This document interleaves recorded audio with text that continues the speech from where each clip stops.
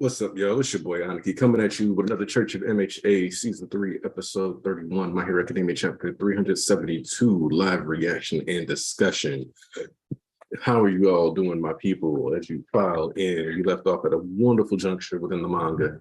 So, it's been a week. I don't know what's happened.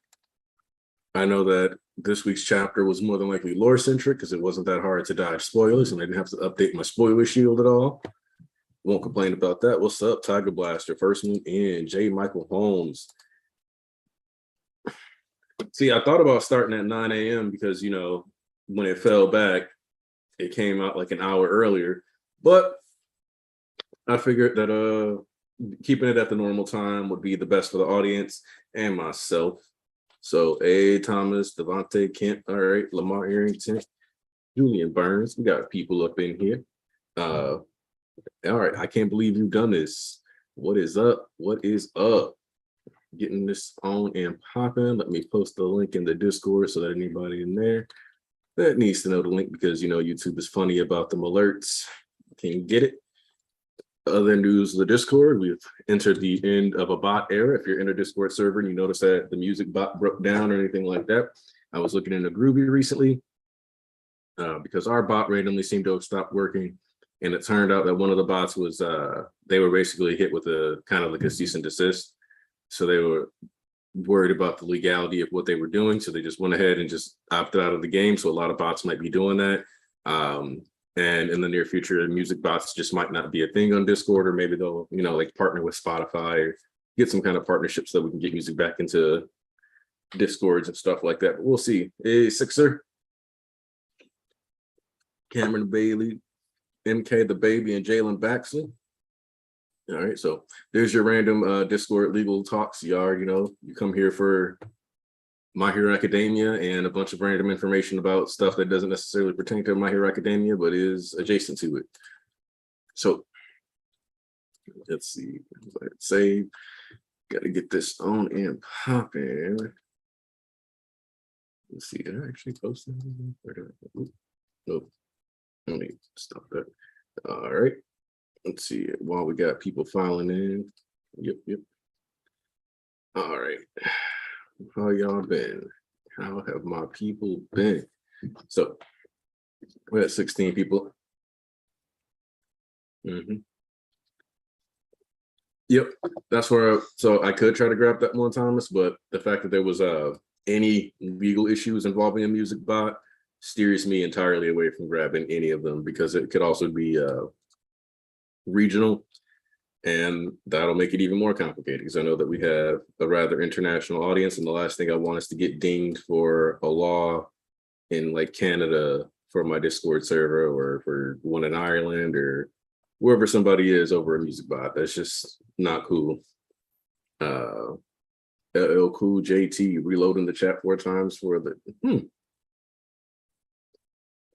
That sounds like YouTube being a little funky. Sorry about that.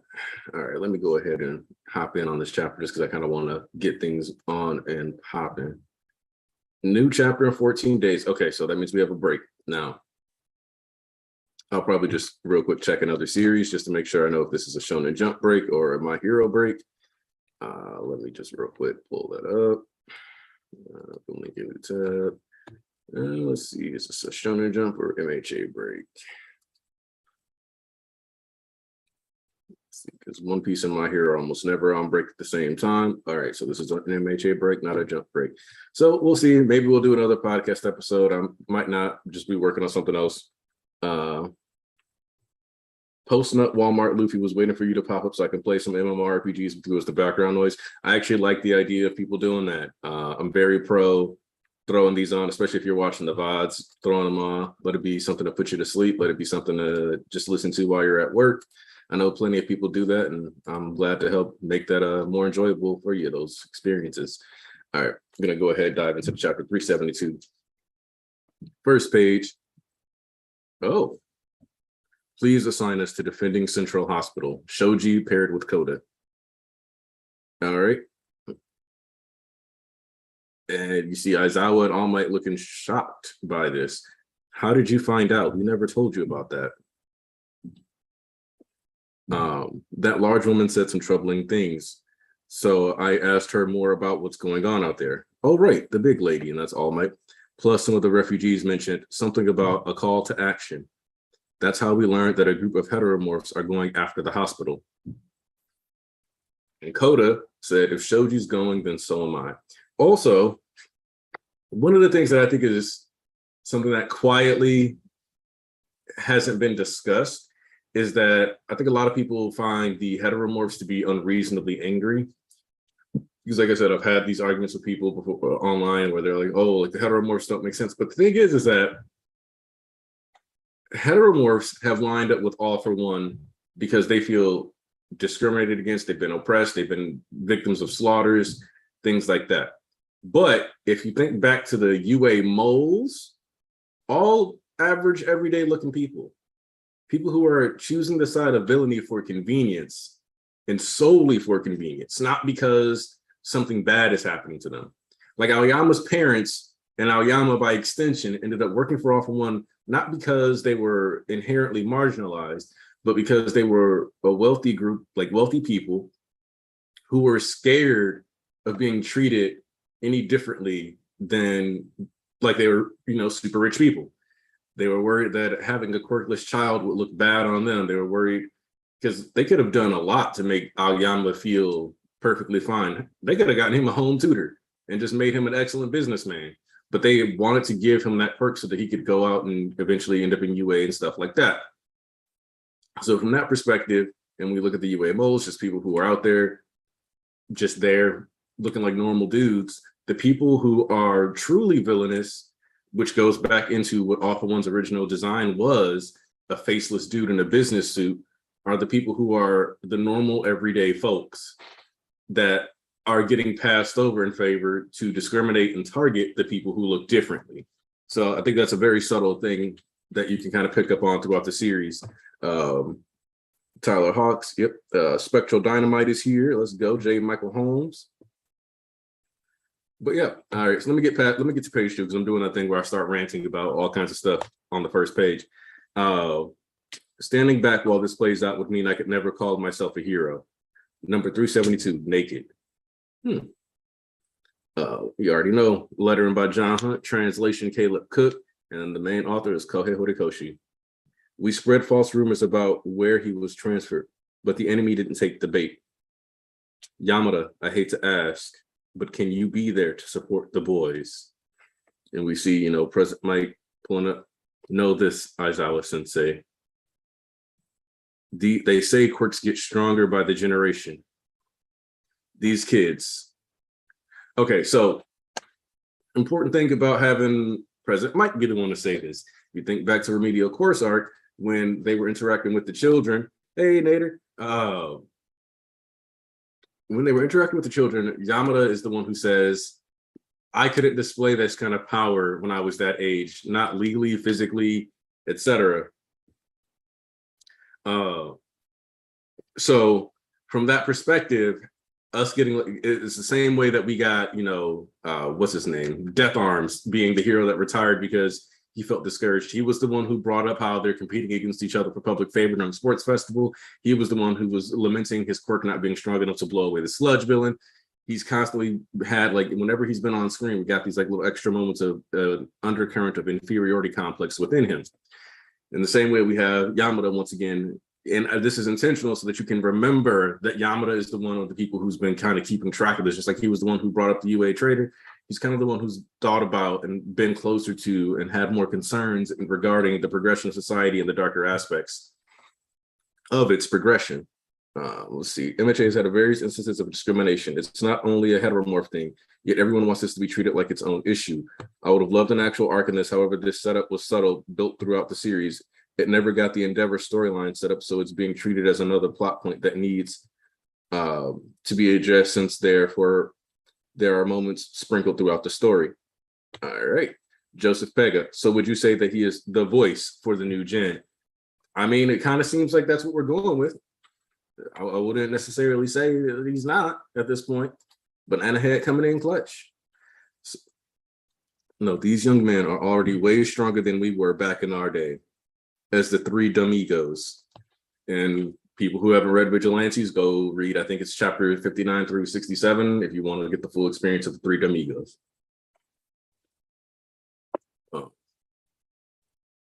One day, Koji, your horns might grow in too. Oh. Okay, so we get a slight Koji Koda flashback. One day, Koji, your horns might grow in too. And then with these horns, you'll be able to beam your thoughts and feelings to animals that are even farther away. So that, I don't know if you guys remember, but I say he's going full Aquaman with the last week. So there we go. Confirmation of that. Your mama has had to put up with some real cruelty because of the way she looks. But your dad got so riled up on my behalf, he told those awful people not to mock my amazing horns. Let's see. Outside of the fact that it looks like he's basically rocking a mullet, Koji's dad is actually a pretty normal guy. Koji, it's okay to be mad. See, all right. Grow up to be a man who gets mad when people mock something or someone dear to you. So I like this. Instead of teaching him that he isn't allowed to be upset or isn't allowed to be defensive of the people he cares about, she instead tells him to make sure that when he does get angry, it's for the right reasons. Something that's important. Because a lot of people don't factor in that there's a time and place for anger, a time and place for sadness, etc. So being like, no, you don't need to be angry at people all the time, anywhere. But when somebody does something wrong, go for it. And yes, I actually do not like mullets. I'm glad that we've got this established now. Like on the record, I don't like mullets.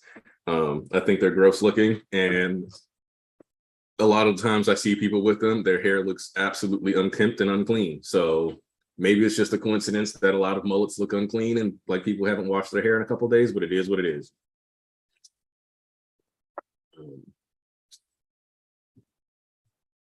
So basically, the only real criticism is wanting this to be longer, like that too far from home. Koda about to summon a mythical Japanese bird deity. Joe Spago finds this interesting that his father isn't a heteromorph. I agree. Good morning, Tunisia, to you too. Reminds me of that Fox Girl was just ordinary girl. Because she is. She's just an ordinary girl. She just happens to be tall and made up and foxy. Can't stay long, kept my brother moved, but I just wanted to wish everyone a good day and hope you enjoy this chapter. Hey, thanks, Joseph Yola. Thank you for the shout out. Thanks for the, super chat. Yes, gross. Like their hair will be like matted and greasy looking. Like it has this weird sheen to it, and you can tell it's not because they put in a product. I don't know if you ever, man, look, if you've never seen gross mullets in real life, you are truly blessed. Let me get back to the chapter. So Hitchcock, and then Octo. Let's see, Spansion, birds. Hold on, because if this is what I think it is, Alfred Hitchcock, I believe he bird. Yes, okay, I was right. So in 1963, I had to pull this up the second I saw the word Hitchcock because I knew something. I was like, no, because Hitchcock makes horror movies. Hitchcock made a movie called The Birds. And the plot of The Birds, here, I'm just going to read this to you real quick, and I'm pulling it off the Wikipedia just because I think this is funny. The Birds is a 1963 natural horror thriller film produced and directed by Alfred Hitchcock, loosely based on the 1952 short story of the same name by Daphne du Maurier. It focuses on a series of sudden and unexplained violent bird attacks on the people of Bodega Bay, California over the course of a few days. So yeah. It's literally based on an old horror film.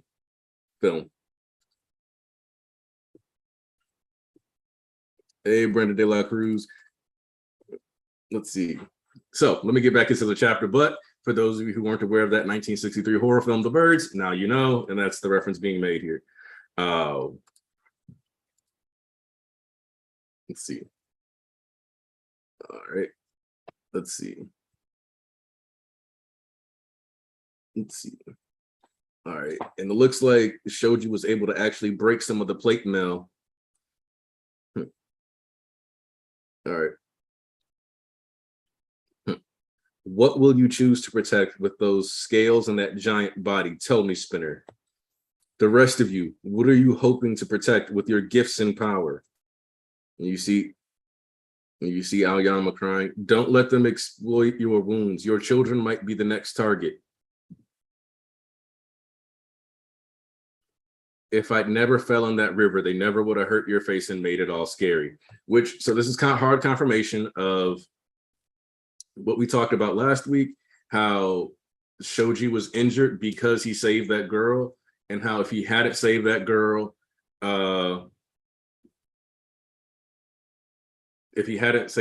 probably would have been blamed for her falling in the river, and how saving her, he was attacked for touching her.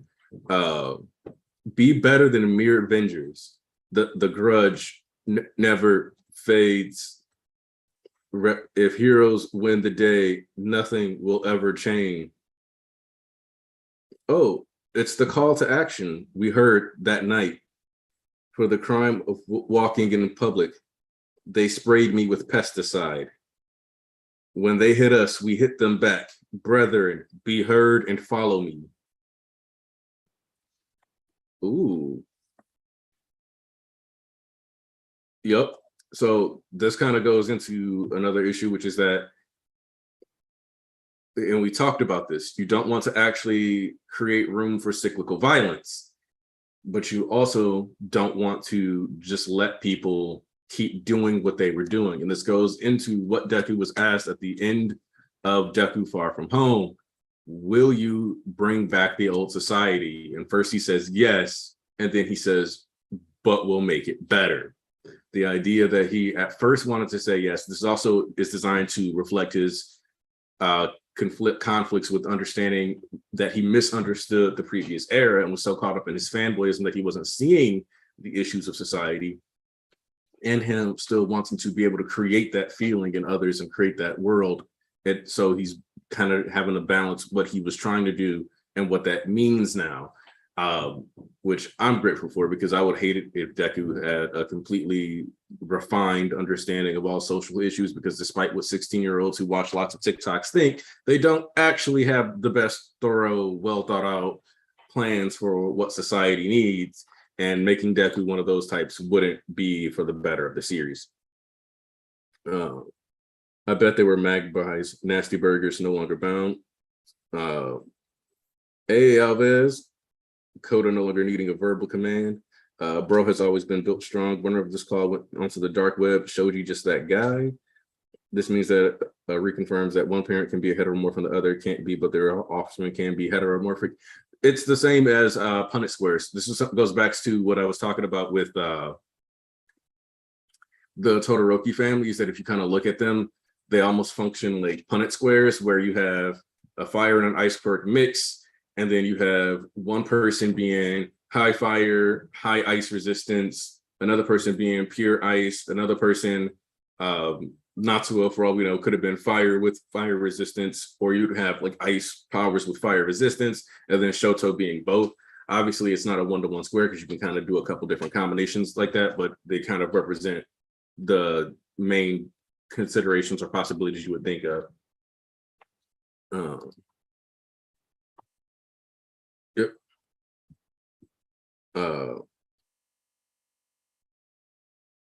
So let me get back into the chapter. William, even stronger now with enough power to crack concrete. Let's see, we see people getting angry, and they're even more fired up now. Too many of them, can't take much more. Uh-oh. So this goes into what somebody else said. Why, like somebody was like, why aren't they just shooting all the heteromorphs? And now we see somebody pulling out the blicky. And bang. Ooh. And that person is crushed. So Spinner just caught another body. Kurogiri was transferred to the research wing. Once you reach him, play a recording of either Mai or Tamura's voice. Kurogiri's quirk will bring this conflict to an end. All for Tamura's sake, you will become a hero. The gaslighting on All for One here is insane.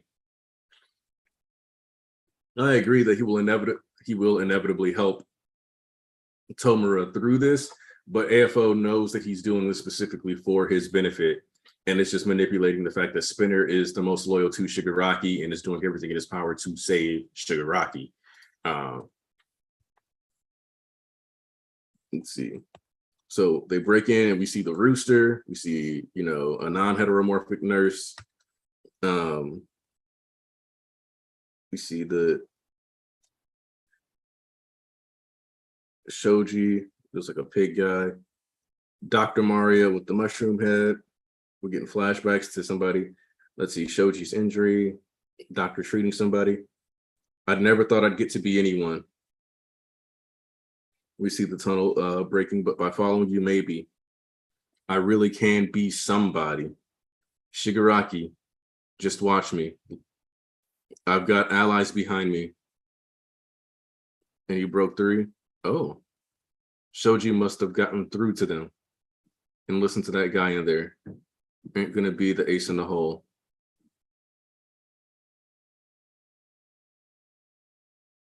Oh, man.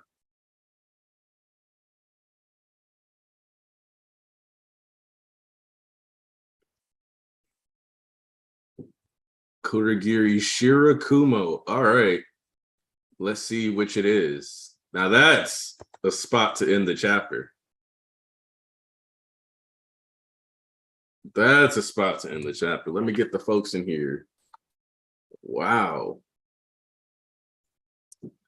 So we got, oh Lord, why is somebody posting mullets in scripture? Disgusting. Now, let me get the bishops in here real quick. All right. Now, just so y'all know, Archbishop East has some rough stuff going on right now, requiring a bit of a pilgrimage, so we might not see him back on stream until December, depending on what goes on with that. So make sure y'all wishing East his best.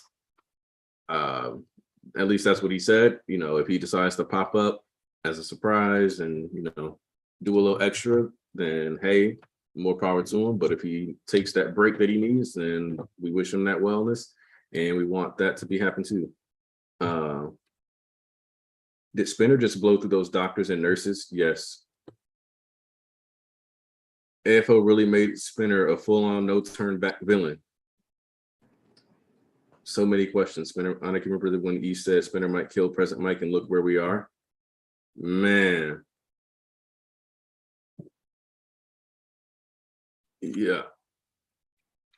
Spinner really might have killed all of them. I don't blame him.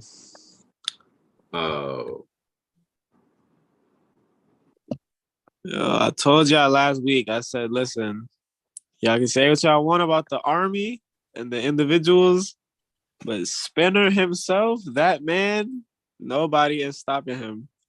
He looked like Lizzo from Amazing Spider-Man 2. Look, he broke through, and the fact that we don't see what happened to them, man, because we see everybody kind of like see that line of patients and doctors trying to protect their patients, and they're like, wait. They had the Pepsi line commercial. This is a little different. This is them being like, damn, do we really want to kill a bunch of random doctors and stuff? And Spinner made that choice for them. That's crazy. I mean, to be honest, they was with it to kill a kid. Yeah, but that kid was Coda. Anybody would agree to that. Well, if you think back, they were trying to just they were like get his hands, tie him down. They're mad at heroes. They was trying to kill Shoji. They was down to hurt the heroes because the heroes represent what they're mad at. But when it came time to kill people who didn't represent what they were mad at, it made them take pause. Because what does Dr. Mario got to do with your grudge? When Dr. Mario got a mushroom head? What does Dr. Rooster got to do with your grudge? When Dr. Rooster is also, a rooster. You would have had to kill your own kind to maybe do and maybe get something. And this dude is only halfway speaking coherently at this point. You got that like half caps lock where like one letter is like lowercase and the other one is uppercase. The broken keyboard. Like, bro. You gotta chill, bro. Like altogether, bro. Spinner gonna be the Malcolm X of this series. I promise you. Okay. Mhm. Did you say Spinner finna be Malcolm X? Yeah. I don't know if Spinner is gonna be on Malcolm X levels. Fred Hampton. Let's guess the level here. We'll see. We'll see. We gotta see how his plot goes here because because on one hand he's pushing for the revolution, but on the other hand we know that he's not pushing for the revolution. He's pushing for Shigaraki's freedom. He's working, bro. He's working for the white man, bro. That's crazy. Because so he's giving more Loving versus Virginia than he's giving Malcolm X. Bro, I just listened. Bro, I listened to the new Drake album, bro. Hold up. To understand Squid. Yeah, you know somebody who really don't give a damn about this whole revolution? Discuss Gus. Oh yeah. Because he knows that something is wrong with Spinner. And you know what I'm saying? He is trying to write a narrative. He is shockingly fraudulent. Like, which is weird because Redestro was legit. Every part of him meant what he said. Like, he was down for his people, didn't actually want them to die. He knew there would be losses, but he didn't want them to die. He gave up his own shit to somebody who he thought was better, like for his people. Because like Redestro was real. Listen, Redestro, he might have been crazy, but he was 10 toes down for whatever he said, man. And that's one thing you could respect about Redestro. Okay? That man was crazy, but he believed in this crazy. Like, exactly. Discuss Gus, you know what Discuss Gus reminds me of? You watch that episode of Atlanta in like season 3 with like the whole activists, like the black activists, and when they was in I think Paris. Oh yeah. Yeah. I'm getting those type of vibes from Discuss Gus. When they was like, oh, so is this your first time apologizing for white people? Yeah. Yeah, and then he was like, look, man, you don't. And then like he was like, no, I know your hood. And he was like, what if we, do some giving back, like helping teach financial literacy and that kind of stuff so that the hood can be better for it. And then they like took his campaign, they took what he said and just put it over like a fragrance ad. And so instead of it being about like actually knowing the community, it was like know your hood, as they show like a model and stuff. Hey, Trumpet was willing to lie for the cause, but I feel like he was dedicated to. You know what's crazy? Trump is more honest than like half of the politicians in the U.S. Think about that. Which one of the things that I was looking at because I was rereading some stuff. I wonder if we'll ever get to find out the source of the leaks from Tartarus. Because if you remember, they're like the Hearts and Mind Party may have been disbanded, but their allies more or less would still be around to a certain degree, and we still haven't figured out where the leaks are coming from because they were talking about being up to their eyeballs in human rights violations and accusations. So, and then of course there was another layer there when it was like quirks have warped what we see as human, which was another subtle nod at the discriminatory nature of how people view people with quirks, or specifically heteromorphic quirks.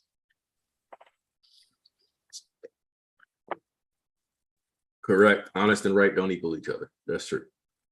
When you really think about it, Gang Orca is the Thomas Sowell of MHA when you really think about it. I mean, I don't get the reference, so can you explain? Okay, so Thomas Sowell is basically like a black conservative, and he has like a bunch of papers where he's like, where basically he's like super anti-black, and Ah, like, yeah, and like almost every other like sociologist is like, hey, bro, your paper doesn't explain like a billion different phenomenon concerning inequalities, but okay. And then and conservatives point to me like, that's a genius, bro. Pretty funny. Oh, yeah, I had to double check who we were talking about real quick. Yeah, no, dude was in the Marines during the Korean War. Ain't no way he was gonna come out anything other than, you know, Reaganite. yeah. we'll go with that. That's a double check real quick, and I was like, oh yeah, no, because he dropped out of school for going to war, so that's. Whew. Yeah, no. But no, Gang Orca has never been anti-mutant. I would definitely not call Gang Orca Thomas Sowell. I had to double check that one. No. Gang Orca, the dude that you would call Thomas Sowell is the guy who has the Hornberg, newscaster. Yeah. Whose name I can't remember, but his name has never actually been important to the story either. Because, and that was another one of those things that, you know, was an extra reference in the volumes that they were like, he was specifically hated for chopping off his horns. Yeah, he basically sawed off a horn so that he could be more appealing. I mean, Coda could have saved him. Coda also could have possibly killed him. It's kind of really like think Coda would do that though? I mean, can the birds actually carry him? We don't. It depends on if the birds actually have the strength to carry him. I mean, if we can assume like a bird can carry like, I don't know, like a sandwich, like how much is a sandwich? Like what, 1 pound? And get like 400 pigeons. I think they could carry Coda. But can they properly carry it like flapping stuff without getting in each other's way? Yeah. You know what?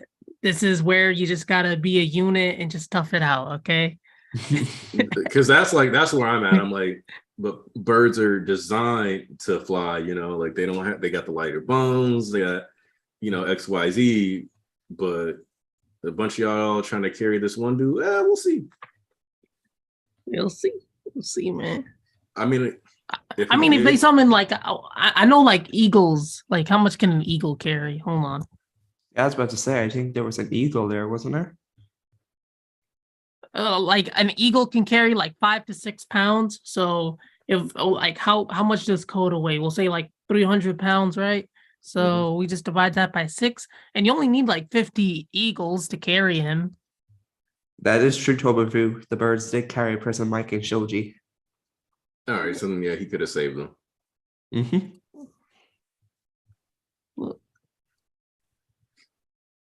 But man, this is why pigeons are the pound animals. Yeah, no, in a while. All jokes aside, Spinner getting sprayed when he went outside was kind of foul. No funny shit. No, like no funny shit. Like I was thinking about that randomly the other day, like because I was thinking about how this plot line was going down. I was like, like Spinner is dead ass like a lizard man. Like imagine being around like. And you dead as a lizard, like, and everybody else is just normal people. Like, you're just a lizard. Like, no funny shit. Well, and if you remember, like back in NBA, they were like, you faced discrimination and became a shut-in, and it's like, oh, yeah. If I was getting sprayed with pesticide, I'd be a shut-in too. Like, yeah, I'm gonna just skip all that. Bro, can you imagine having like a cat mutation quirk and people just spray you with water when they get annoyed with you? Think about that. They just spray you with water. They're like, go away, kitty cat. Like, meanwhile, you're just having a regular conversation. Bro, that's crazy. Yeah, he said he was walking, bro. He was doing a store run. Like, well, I don't know about that, but he was just outside. Man's just wanted to go to a GameStop, get a game, and he just got fucking sprayed. Like, that's awful. The man was just, bro. He was just trying to get some League of Legends, you know, and then he got hate crime, bro. So what does that mean? Okay, what that obviously means is that League of Legends increases hate crime. Okay, Also increases the fact you get no bitches, but you know that's another story. that's crazy, yo. I played. Hey, you stop playing League of Legends. You're the exception. It's the people who still play. There's I was gonna say, this crazy pipeline called the League to like Dota to like incel to alt-right pipeline, but we don't talk about that. It's really underexplored. It's a bit more complicated than that, I'll say, because man, you got a whole mix. Because you got to realize, like, the gaming community and anime community itself has a lot of that problem within it. So it's something about. This is also why I think we have to be more honest in our discourse online. We can't keep pretending like people just treat nerds well, because we wouldn't have this massive influx of people who are like nerdy constantly ending up becoming in Andrew these Tate pipelines. fans. Yeah. If as a whole across demographics we were actually treating them well, it just wouldn't happen. So like we need to own that up and admit that we're not doing that, especially in our community, because the gaslighting on that stuff in our community is terrible. Easy. Yeah. Like, you know what? Terrible. I read a crazy stat, like when it came to like versus the 1990s to like the 2020s, like 10%, like 15% of guys have no friends that they can identify with at like in 2022. Yeah. Versus like 1% back in 1990. So no, I saw that too. They were like, yeah, there's an uptick in people who don't have close friends. Yeah. Or just people they just consider like friends. I mean, like around here, I don't know if it's the same over there, but like up until college, there was no one in my area that was into the same shit I was into. Like all the stuff that we talk about is very niche. You would find that in the cities, not in like the towns. And exactly. Yeah. And that's real. Like a lot of it is niche, and people want to pretend like it wasn't niche. And what really happened is that it became a little less niche throughout the era, like social media era. People started talking about it more. Back in the 90s, there was like 2 anime that was okay to watch. There was like Dragon Ball Z, right? And then Pokemon. And if you watched anything other than that, bro, you was labeled a nerd, and like you just could not touch grass. Like that was it. Like your ability to touch grass, if you watched any anime outside of that, over, like canceled immediately. Like they took your blue check off of Twitter, bro. Like you didn't pay your $8. It was wild. Well, the thing with Kurogiri here is that we have two options, because we saw Shirakumo kind of bust out a little as President Mike is yelling at him, and this might be part of why the heartbeat legato was an important moment, even though people were like, I don't want Jiro to be able to reach out. Like, first off, it was ever since the New Order virus, I think the Vestige world has gotten a little more active. In addition to that, I think the longer off one and one for all bake, the Vestiges get more and more chance to be active. So if sound waves are part of the basis of reaching and communication, then we have this thing here where we could easily get the Shirakumo Kurogiri fight, and we could get our first Vestige battle, where basically the Vestiges of a Shirakumo is going to go to war with the Vestige of Kurogiri within, which will help set up the stage and lampshade or foreshadow what's going to happen with Shigaraki and AFO. Interesting. I listened to that new Drake album, bro. That was crazy. Let's see. Yep, Spectral. Like, I'm not that old. I'm 26, but we're here where we are today is a far cry from back in the day. I turn 30 next March, and I see a massive difference. Like a massive difference. Like It's huge, especially like the way social media has changed over the past 10 years, especially. Like seeing groups go from, like maybe 10K nerds across the entire country and across the world, and then to hitting 100Ks now, just it's wild. But then when you realize, wait, like the biggest nerd groups on like Facebook and stuff only having, like 100K people in a world of 7 billion, you realize it's still not that much bigger. It's just that we're all seeing each other online more. Yep.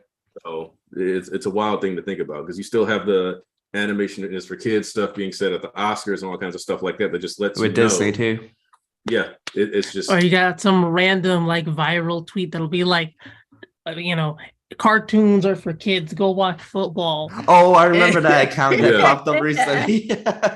I was about to mention it. Oh.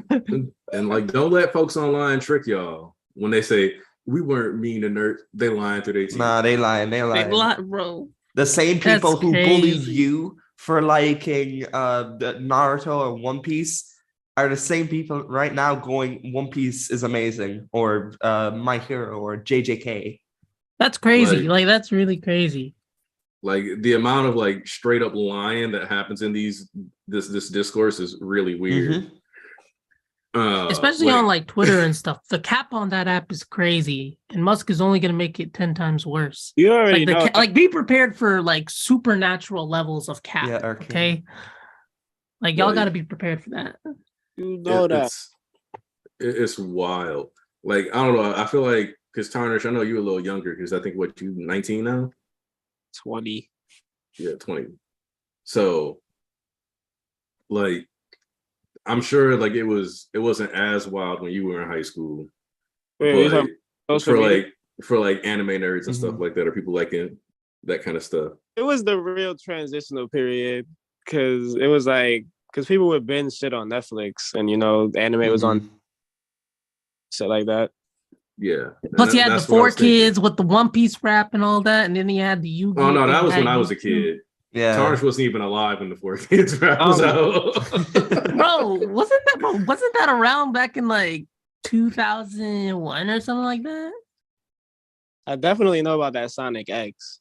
It started before Mhm. that, but Yeah, Jet Rex or something. Where like where that. I can't remember Sanji the had channel. like the weird like stoner Lollipop. Brooklyn accent. It was pretty first cool. off, I love Sanji's Brooklyn accent, and I'm sad that he doesn't have it in the dub still. Because he used to call Chef Zep an old geezer. Giza. It is disappointing that Luffy has a worse dub right now compared to the 4 kids. Hey, I liked a lot of the biggest mistake was Texan accent Nico Robin. Wait, she had a. She sounded straight up like a Southern Belle. I don't remember that. So that was was the biggest horrendous. fumble. Like who hears that and be like, you know what? She needs to be from like Houston. Man, Like, they I don't looked know. at her fucking hat and was like, "Oh, she's definitely Texan." Well, because she was drawn she had like a 10-gallon hat and like For pulled like up. one art. They just roll with what they got. And I think that's like another thing that highlights how different dubbing is now, because Yeah. you like back then it's like you got a batch of episodes and then you just started working on them. So they basically got the Alabaster batch and was like, well, she got a 10-gallon hat. Bitch must be Okay. Southern. And that was it. Like this decision making was so simple back then. It was like, you know what? We see a big hat. She's gonna say y'all. It's crazy. Yep. Let's see. Joseph Shiola came through with the super chat real quick. The first anime DVD I bought in 2002 had 3 episodes on it. I paid $30 for it. That's what I'm saying. And Oh yeah, they were really expensive. like crazy expensive. I mean, it's still It's a way better deal now, though. Mhm. Like, Oh, if absolutely. you're getting the whole seasons for $25, $30, $40 versus 3-4 episodes for $30. And Which keep if in you, mind- that's amazing though. which Brooklyn if you Joey. factor in inflation real quick, like for example, we were Mhm. talking about I was in a group and they were talking about Friday, and they were like, Mhm. man, they was working ass for $80 back in '90s, and then it's like, but if you look at inflation, that's like $160 today. Yeah. If you make minimum wage, you make less than that in a day of honest work. Because wages been stagnating, okay? We So- ain't keeping up with the inflation because new federalism. So it's like when you look at that, like that $30 for 3 episodes is basically like charging like $55 for 3 episodes today. Shit is criminal. Yeah. Like, Yeah, like bro, they literally just used to rob people, bro. It was pretty funny. It was bad. and Brooklyn Joey was great. I love Yeah, Brooklyn exactly. Joey. He was one of the best parts. Brooklyn Look at Sanjay always sounded Kaiba. like his nose got broken. And no, because Kaiba, you're not that great of a duelist. I'll take you on anytime. And look me in my soul and tell me that Kaiba doesn't have a great voice actor, even in the 4 Kids. Oh, the dub voice actor for Kaiba is amazing. Yeah, Like, He's Brock too. Like he's fantastic. yeah, man. He an all-star. Like when we got Duel Links back in the day, and I was playing that for a bit. You're a you're a 3rd-rate duelist with a 4th-rate deck. Come on, like, oh, the DVD box sets. Tony should have had a Texan accent. I would have been for that. Oh,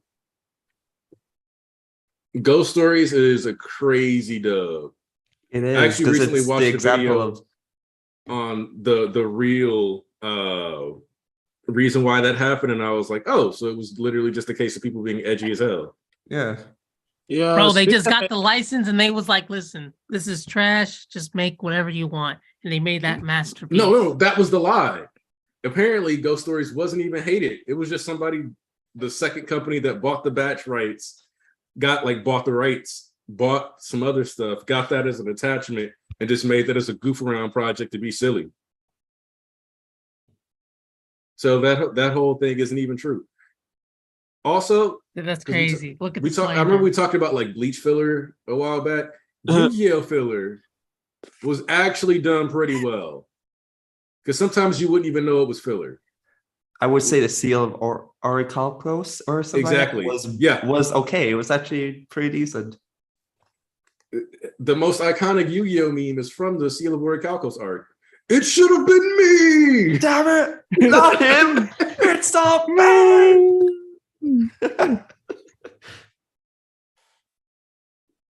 Oh, Sixer coming through. I always thought it would be Ooh, funny if Sixer. someone dubbed over MHA like it was being done by 4 Kids with a bunch of changes and censorship. So To be fair, first a lot off, of 4 Kids dubs kind of felt like abridged. also, I'm gonna be honest with you. Well, that's because some episodes actually are basically abridged, i.e., the Pokemon Safari Zone episode, because somebody pulled out a GAT. But like some of these dubs, the thing we got to talk about, great OPs. Like part of me actually misses the English OP era where we would get a different opening song. Oh, the Yu-Gi-Oh, the Pokemon openings, the Bakugan, I miss it. The One Piece dub versions like Vix. What did he do? We Are? Yeah, I miss that. Like I actually really liked the 4 Kids rap. Still do. I do too. Yeah, don't get up, dreaming. Don't get up, Zoro, dreaming. Yep. Don't get up, Nami. Get up. Yeah, Well, you yep, know see that was that? gas. All right. But real quick, let me get back on the chat. you're right, Joseph. All this stuff. Oh yeah, see, I was holding out. I was holding out on the Shaman King to be Shaman King. Yes, that man.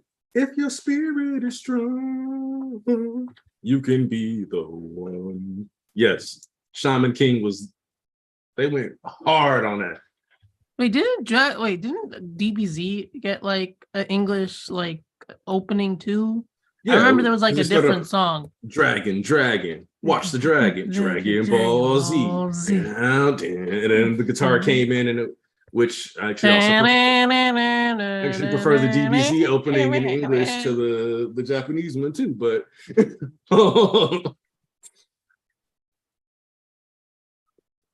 so Man. yeah, it's wild. There's a couple OPs that I genuinely do prefer over their Japanese counterparts. Mhm. Wait, did GT have a different? Yeah, it did. It opening had a too? bit by GT bit. had a rap. Yeah, I remember that one. Yeah. Like GT had a whole rap opening.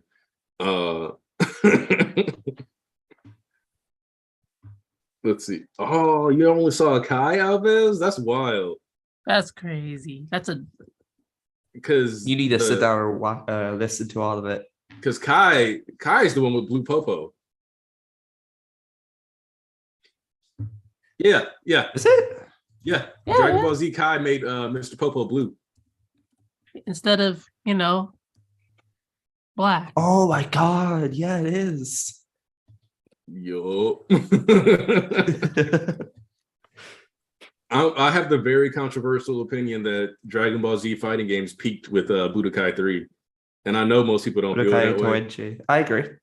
Because like I didn't like some people were like, no, the Tenkaichi ones. And I was like, nope, because all of those had false bloat on their rosters. Mm-hmm. And that's what I was automatically know. Hey, did you mind? Shit, maybe we need to just have a 4-kid session next week. We do. We should. Listen, bro, we could do 'Cause we like don't a have whole 2-hour session on Brooklyn and Sanji alone, man. Like we don't have an MHA chapter next week, so maybe we'll do another random episode where we just talk about stuff. Since people Like do y'all like remember, those. Apparently. like y'all remember in the One Piece dub, there was like this one character named I think like Miss like Rainbow something, and like she had like an umbrella, and she had like a crazy annoying voice. I forgot her name, but she was like very colorful. I don't remember.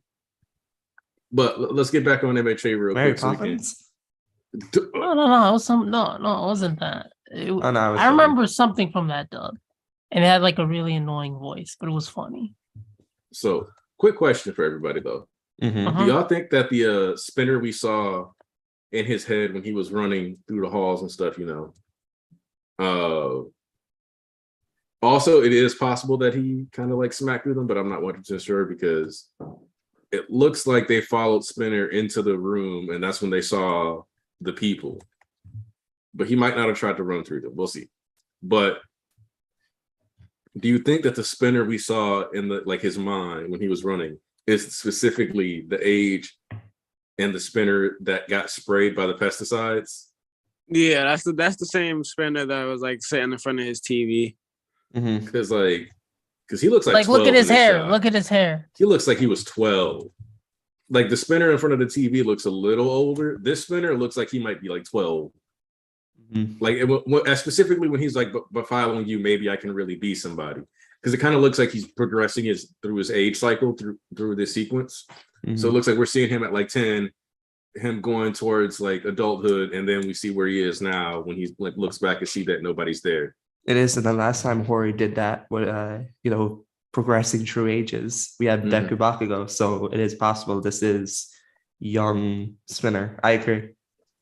So yeah, I think we kind of, which is kind of extra messed up because like we saw that like, and we're getting this, because Horikoshi's the ultimate parallel merchant. We're Mhm. getting that Shoji getting jumped for helping a child in this chapter, him just getting sprayed for existing. And so it's like both of them experiencing undue hardship, undue violence, and just the different paths that they chose to get there. And to a certain degree, you could argue that like Shoji's goal of being the model minority is in of itself problematic. But I'd also say that to a certain degree, doing what you can to remove people's feelings of justifications for being afraid of you should never be considered a bad thing. It's a survival mechanism, mostly. Like, don't look, dog, you got no reason to hate me. Look what I'm doing. Like, why be so angry and hostile towards me? Look what at did me I actually eating do? this fish. Like, I'm eating my own people. Leave me alone. I'm with you guys. Okay, I'm one of the good ones. No, I'm playing. What? Time out. In the German dub for Naruto, they said Itachi There ain't no way. kidnapped his clan. There ain't no way. Ah! I love Tanisha's response say shadow around Itachi's murder.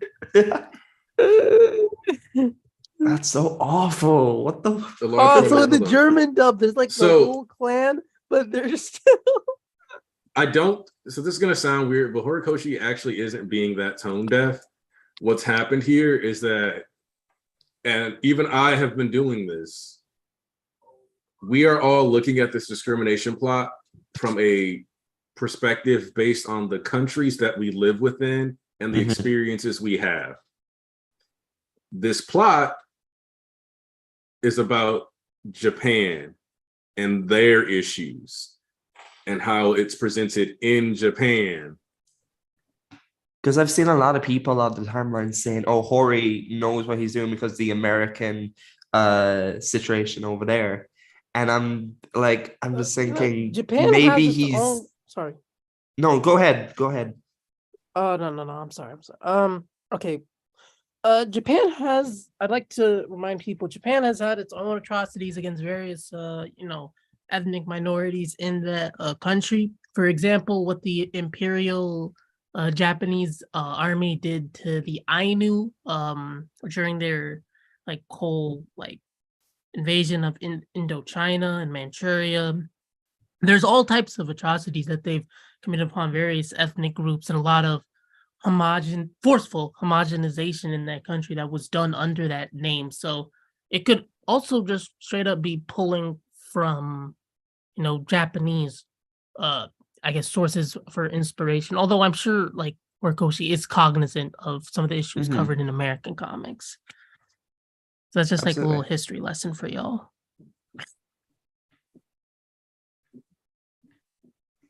So Thomas, please continue your point. Oh no, you said it perfectly. I'm just thinking to myself, Hori may be because it's impossible not to be aware of the protests over in America, but this isn't a story about America. This is a story about My Hero's Japan. Exactly. I don't really know how much I like Shoji Sweets though, to be honest with y'all. Cause it do kind of come across he's kind of just telling them just to chill, don't worry about what they doing, oh, your kids are gonna be next if you keep doing this. I don't know. So I think part of the reason why this does bother people is partially because of how discrimination is talked about, and there's not a nice way to say this, but white liberalism has kind of diluted minority discussions on their own problems to a certain degree. Pretty much. Because objectively, what he's saying is what happens to people of color. You do something wrong, you lash out, and then it gets held against your children. And people are and this is going to sound really harsh, but a lot of white liberals haven't had actual real meaningful oppression. So in turn, they've had some stuff, but usually their problems are, a lot of it is maskable. So their perspective ends up being, well, I just don't want to have to mask anymore, so I should just be able to do whatever I want. And they don't realize that being able to mask your discriminatory category is in of itself a privilege. It's something that one of my buddies and I have talked about before, because he's Jewish, and he talked about how white people are Jewish, or Jewish people can be white depending on the situation and the white people they are dealing with. Sometimes they'll allow to, basically be included in the club, and sometimes they're not. It just depends on which kind of white person they're dealing with. And so that in of itself does kind of function as a privilege. And so you end up with this discourse of you shouldn't talk about how doing certain things will have actual consequences. But in reality, doing certain things does have consequences. And you do have to be cognizant of how it's going to impact you in the long term. and make sure that you're getting the right message across. It's like those people, the best example recently, the people in the paintings. You're a climate change activist throwing tomato soup on a Van Gogh painting. Why? How does that help? Like Van Gogh didn't even do nothing, bro. He was just depressed and painted trees. Okay, leave the homie alone. How they're And they- approaching the situation is just going to turn people away from the cause. Because what's the first thing you're going to think about when you hear the cause that they're fighting for? Oh, the tomato tossing incident. That's just going to give it a stigma. Your actions are directly taking a focus away from the stuff because you're doing something that's so dumb that people don't care what you're talking about. They now just think you're dumb. And there's also that aspect of like this refusal to like acknowledge there are these like consequences, right? I think that's also in and of itself a privilege because they're so busy focusing on what's like in theory. They're not like situated directly in the oppression, actually face what the actual praxis of such reactions. No, there's a privilege in and of itself in that reaction. So real quick, I want to address Joseph's super chat that came through because it wasn't one of those ones that like stuck around. Does this make the Rock Lock thing better or worse? Well, did I talk about the hierarchy of hafus? I don't think so. All right. So let's go. We're getting into Japan's hierarchy of hafus. So in Japan, being half Japanese is obviously considered impure. I say obviously from the perspective of that I trust that my audience, especially those of you who have been watching for me for a long time, have at least watched like My History Academia 1 and 2, and I've talked about a lot of Japan's social issues and how they're integrated into different characters and plot points within MHA. So if you have not watched those videos, please go ahead and go back and watch those real quick. But we're going to talk about the hierarchy of hafus because being Japanese in Japan is the best thing possible. Being an outsider that moves to Japan is one of the worst things possible. Yeah. If you want to take some time out of your day, just type in Gaijin and renting on Twitter or Gaijin and rentals on Twitter. And what you'll find is that one of the things that if you move to Japan, you basically need a like getting an apartment assistant. Basically the same way that you get a real estate agent, you effectively need that to find an apartment, etc. in Japan, because you need somebody to go through and find a building that doesn't have an issue with renting to Gaijin. It's important to note that like 90% of buildings do not want to rent to Gaijin. They do not want to rent to foreigners. Isn't it because they assume that they'll jump country before they pay? They think all kinds of stuff. It's just a bunch of random excuses at the end of the day. Basically what discrimination's formed from. Reasoning to hate. What's more, one of my favorite specials is the CNA Insider, where they did like a 4-part special on being like a woman in Japan work culture, just brilliant stuff. But beautiful reporting. The issue, so you have people who straight up don't want to rent to you. You have people that make it a point to go out of their way to. And the other thing is that people often romanticize Japan's low crime rate and there's a successful police force, but in reality, if you constantly look at it, Japanese people online routinely complain about the ineffectiveness of Japanese police officers. The reason for this, and they're like successful, all their success and low rates, is they don't go after almost any cases that aren't a slam dunk, and they just don't report some of the stuff. Like, how is it that you are a country that has so much sexual assault that you have to have separate cars on your trains for women in Tokyo, but you also that get have protested a low crime by rate? men? Think about that for a second. You allegedly have a low crime rate, but your sexual assault rate is so bad, you need separate women-only cars. When you look online, because they don't count violence against women as crime. When you look online, the molestation consequences of that, when you molest women, it's 6 months, I believe, in prison, and then you have to pay what would be $5,000, I believe. It's horrible, and compare that to every other country in the world.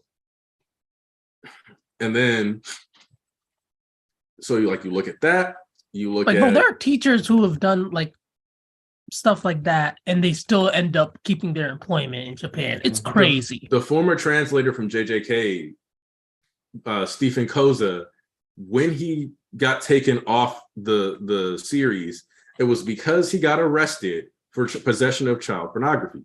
But during his tenure as an English teacher at an elementary school, I believe, in Japan, he had been setting up cameras in girls' changing rooms or something like that. Oh, Jesus. Yep. And that's like not even rare. Common.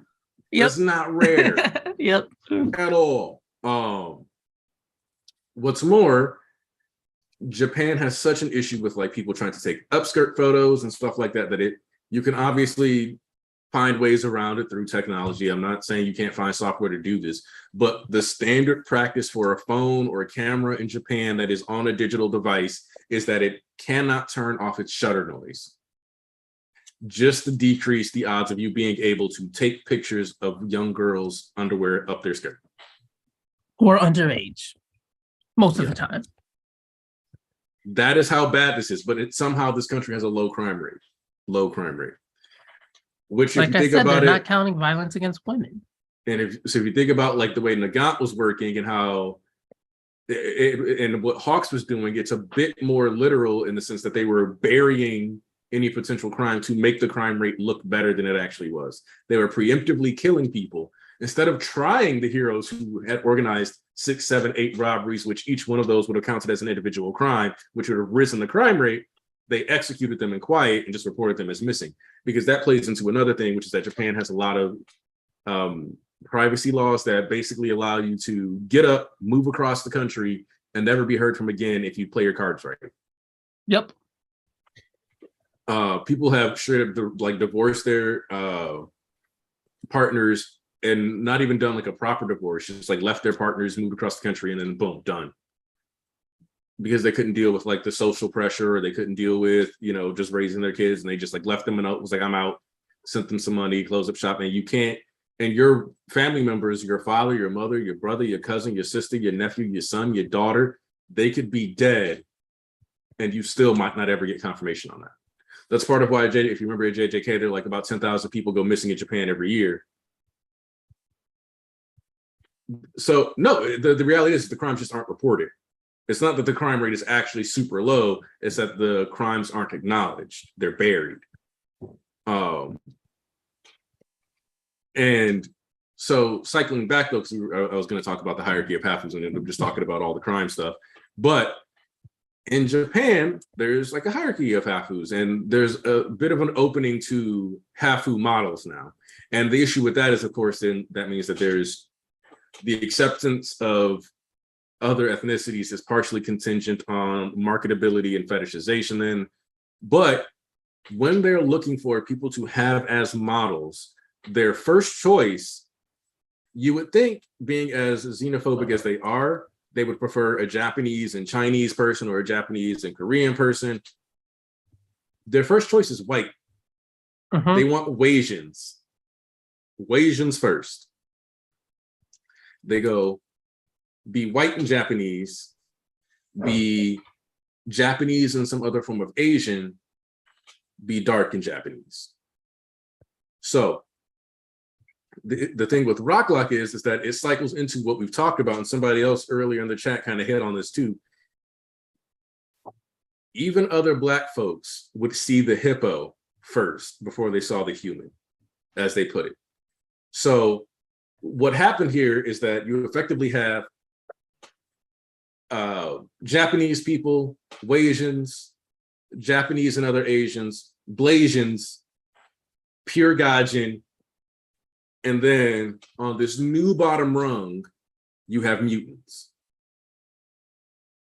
So it doesn't, no, like obviously even within the Gaijin, then if they prefer Wasians, then more than likely the Gaijin can be broken down into white foreigners, other Asian type foreigners, into like Black foreigners, into, so effectively, what's really being said here is, like we talked about a couple of weeks ago. Now, I'm sure Thomas remembers this when I was talking about the way Irish and Black community ended up interacting with during the height of Irish immigration in America. Mutants became the new bottom rung. Mutants are basically the new Gaijin. So And here's the thing. I'm not surprised you would know some people who are married to, because when you make something taboo, it inherently creates a space or people who are going to be more fascinated by it. Why are the black men off limits? Well, now you've created a space. Just like there's white women who are like, I only want to date black men. There's like a whole college phase for that for some of them. So you end up with a bubble of people who are like gonna be like, oh, well, I definitely want to go outside this then. Let me get something exotic.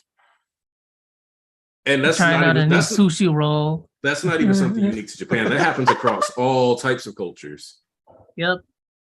Ooh, let me get this. Let me get a Latina. Let me get, because you got folks here that let me get an Asian girl. I want an Asian girl. Oh, they're really popular with like alt-right people. Like there's like this big like contingent of them that like fall into the whole like East Asian women, yeah, they're like Asian women are super submissive and readable Yep, beliefs. yeah. Where Like- I live, we have a massive Filipino community. They're amazing people, but there is a lot of people that I've met, especially in a bar, that have the mindset, oh, I want a Asian person. Like they are fetishizing these like the Filipino community. We even have a few Chinese and Japanese, and it's horrible. It just comes across like it's like a trend, basically. Like a trophy, I guess. Exactly. No, it's them looking at it as trophy partner, something they can just grab onto and look at as a prize. Like you should look at your partner as a prize, but you know what I'm saying. Look at them as a prize, not a prize, you know? There's a difference. So, but let's be serious here for a second. How many of you, okay, and please in the chat, if you know any other My Hero Academia YouTubers who do this, how many of you are coming to this stream specifically because this is probably the only channel that talks about MHA and will give you this kind of information on Japan culture? Because if they're not giving you this, but they're saying it's tasteless, are they actually analyzing the manga through the lens they are supposed to be analyzing it through? And in the chat, if you know some other My Hero Academia YouTubers who are dedicated to looking at the Japanese context of this manga, please list them. But if you're just here if you're here because we're the only place you're getting at, make sure you mention that. I don't even think there's any other YouTubers I watch that do My Hero content that actually deep dives into like society in Japan. A lot of them focus on like the story or the characters. They don't go beyond that. And see? Yeah, look at the chat right now. Yeah. And like, I'm going to be completely honest with you. This is why I started making MHA content. Because I would watch MHA videos and I was like, I feel like they're not really talking about anything. Like that was the feeling I was getting watching MHA content all the way back in 2019. I feel like they're not really talking about anything. And I was like, all right, I got to make these videos. I want to talk about this stuff. And I wanted to do this and create a space where we had actual discourse, because I realized MHA was supposed to be a sociological story.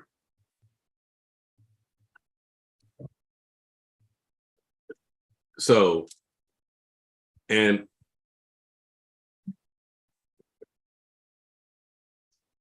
I love Chibi.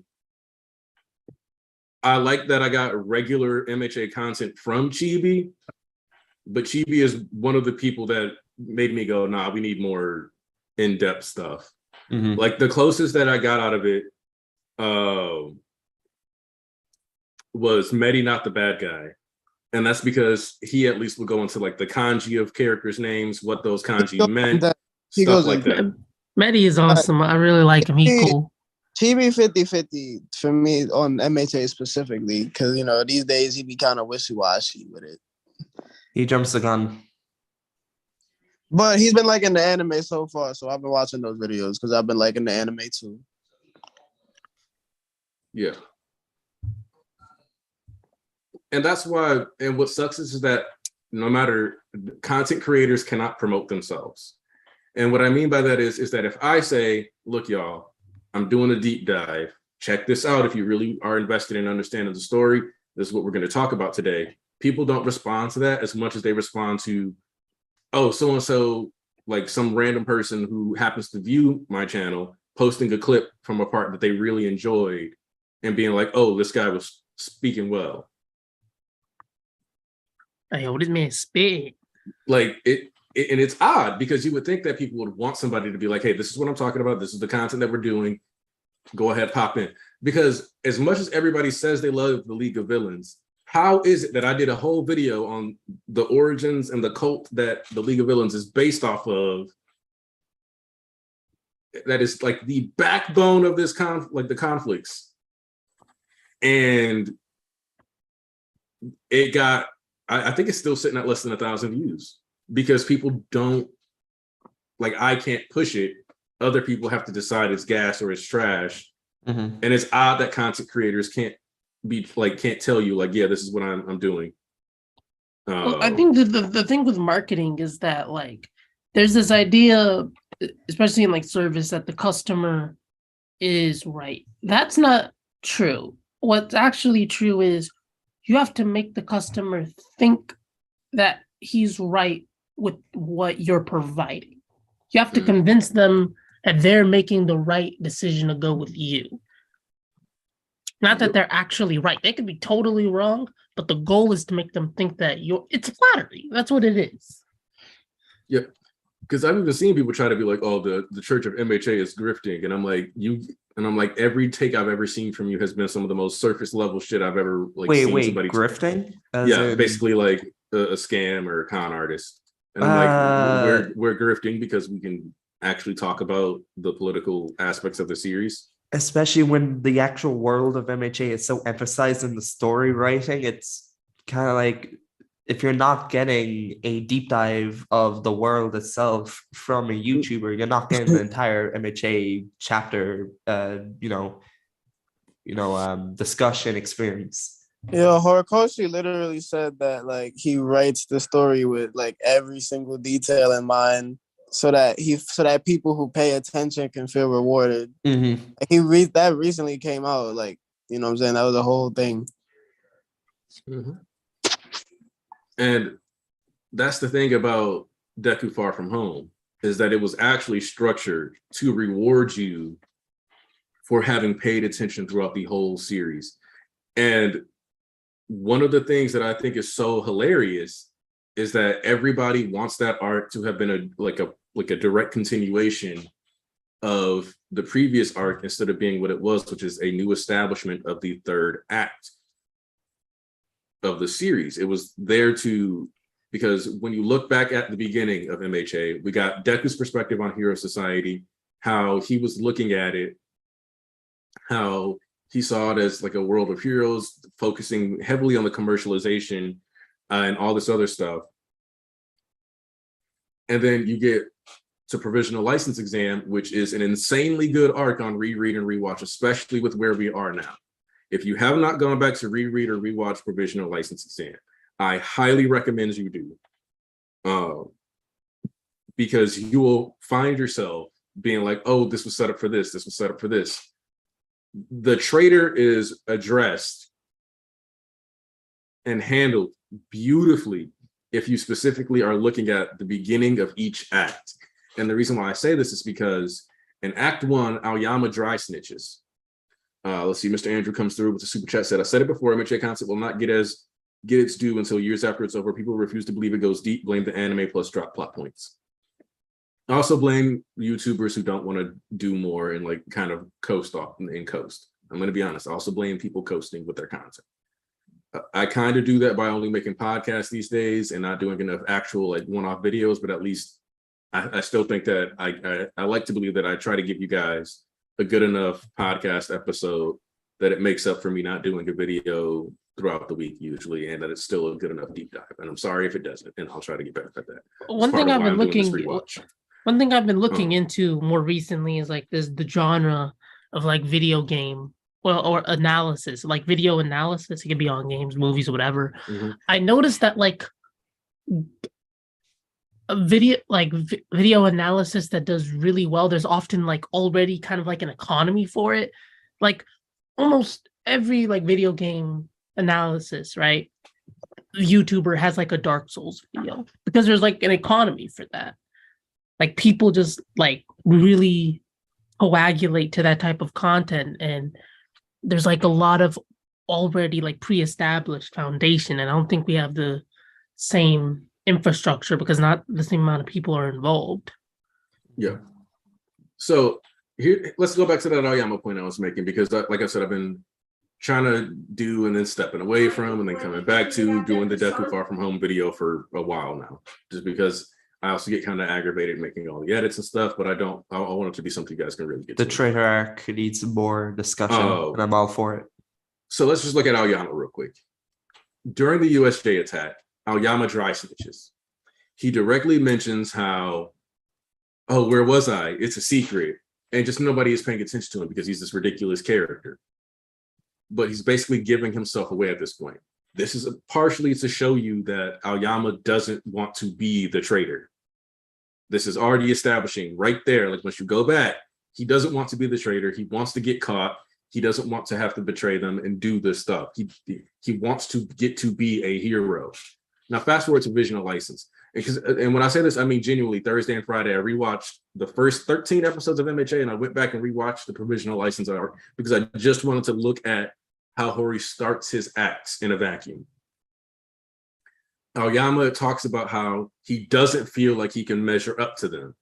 And Ida says, I don't know what you're measuring yourself against. Not only that, though, Aoyama's thoughts and his mindset is, I will sacrifice myself, hinting further at that lack of self-worth that he feels, that falsehood of heroism that he feels like he's painted himself in. And then you get to the third act, and the ever flamboyant Aoyama says nothing while trying to pull Deku back to UA. And this is something so small that most people missed it. We didn't even talk about how Aoyama didn't say anything, because we were so focused on everybody else's talking and callback that we didn't realize that him not saying anything is in of itself a callback to how he is always saying something in these situations. And then we get the reveal that he's a traitor. Something that I remember I said in my trader video, because when I was like, oh yeah, if a student's going to be Aoyama, I know some people like lean towards Gakure, but that's too, I think she exists as a red herring. And I want to go into this one because I think it's more interesting based off of X, Y, and Z. But Aoyama, being how he was, like if you look at each of these acts, it works and functions as him basically dry snitching, selling himself out, and effectively not wanting to be what he is. And this is his actual chance to be a hero. This could also be why Aoyama might not live through. And if he doesn't, it'll be because of a self-sacrificial play, most likely. In retrospect, the Cheese episode was a massive cry for help. And that's another one. He was actually dry snitching there too, basically saying like, I know that your quirk isn't suited for your body. He was hoping that Deku might have gotten his quirk from All For One. He was hoping Deku would maybe talk to him and kind of push the envelope a little so that he could come clean. He was looking for an opportunity to completely tell on himself. He just didn't find it because nobody understood the mask he was wearing. He was inadvertently being too good at wearing the mask. All this, I can't stop twinkling, I'm sparkling, I'm always drawing attention to myself. And in reality, he was isolating himself through these flamboyant actions, pushing people away. Yeah, he was kind of sad about it. Just like he was kind of like, it gets like, Sad. Sorry. Look at you. yeah. All crying. That's crazy. Another great example of this is the purpose of the beginning of each act is to reestablish and discuss the juncture of which Bakugo and Deku's rivalry is at. So you look at the beginning, Deku and yes, Deku and Bakugo having their arguments is a part of getting us introduced to these characters and their dynamic.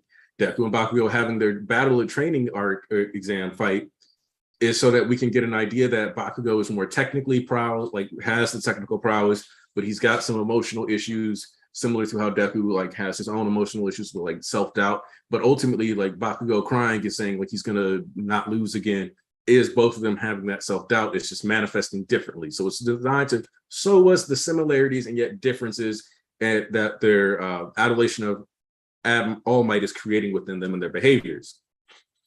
So when you look at their test scores, for example, Bakugo getting 70 points from taking on villains and Deku getting 60 points for saving Uraraka, it is specifically there to show you Bakugo is a hero through winning, Deku is a hero through saving.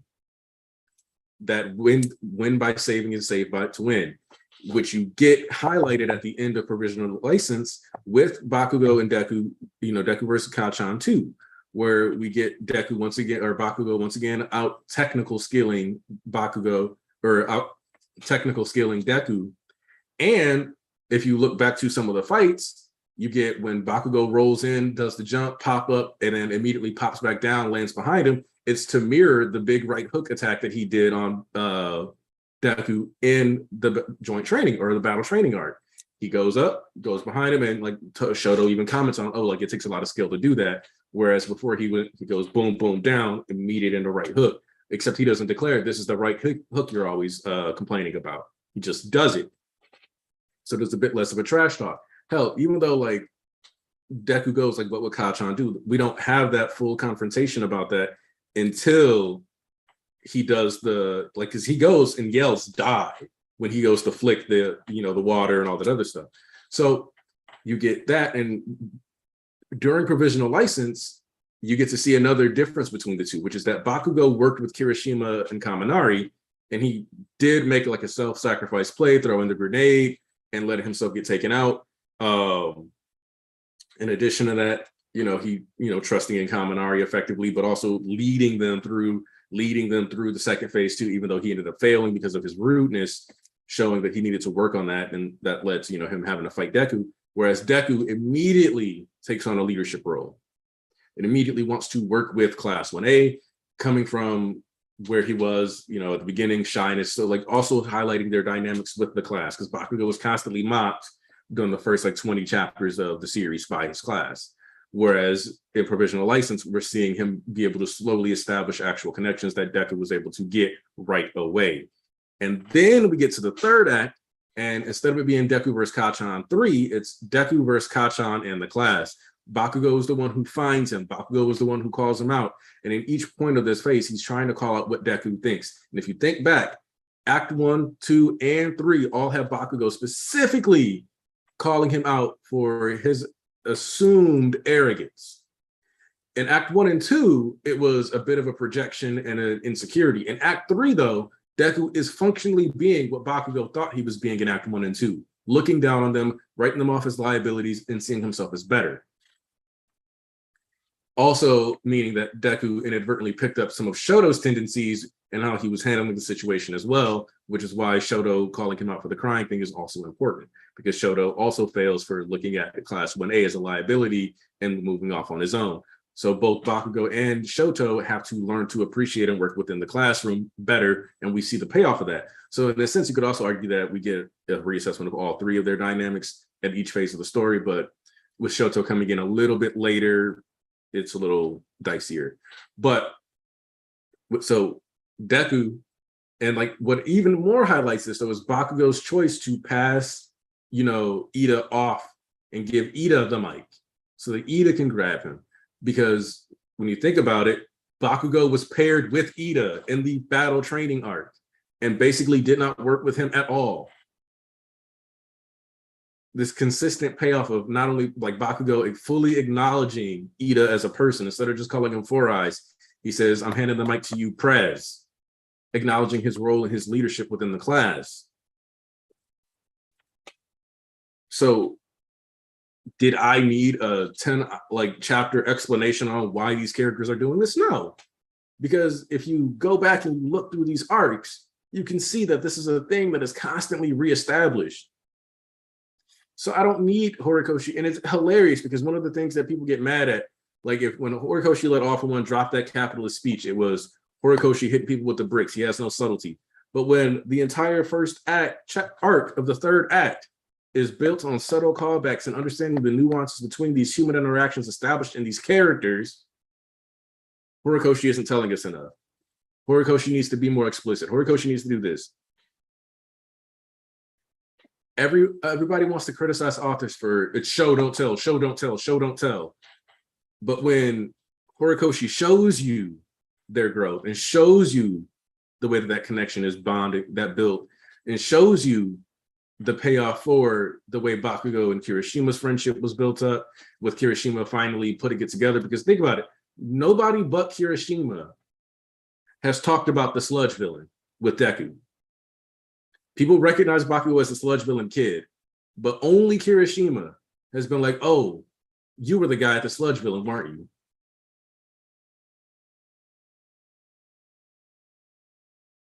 Think about that. So, and if you guys remember, I'm always like, don't call it the villain hunt arc. Don't call it the villain hunt arc, because people look at the villain hunt arc as this exploration where we're just going to get told everything Deku is feeling and thinking. But the second Deku is acknowledging that he needs to bring back society better, he is telling us that that naive Deku that we saw from chapter 1 is gone. He is no longer looking through the lens of the commercialized fanboy that he was. He is looking at this from the perspective as a hero with experience, understanding the flaws within the system, the competitive nature that the hero system has fostered, that it's harmed their ability to be a proper team and unit. It's only once he comes back to 1A that he's actually ready to save and win to save. Hell, I was almost pissing myself laughing because I was rewatching the Shigaraki goes, that plane looking one tried to kill me with a maxed out punch. And I immediately had a flashback to the recent chapters of Deku while in overdrive, triple comboing Shigaraki in the chest.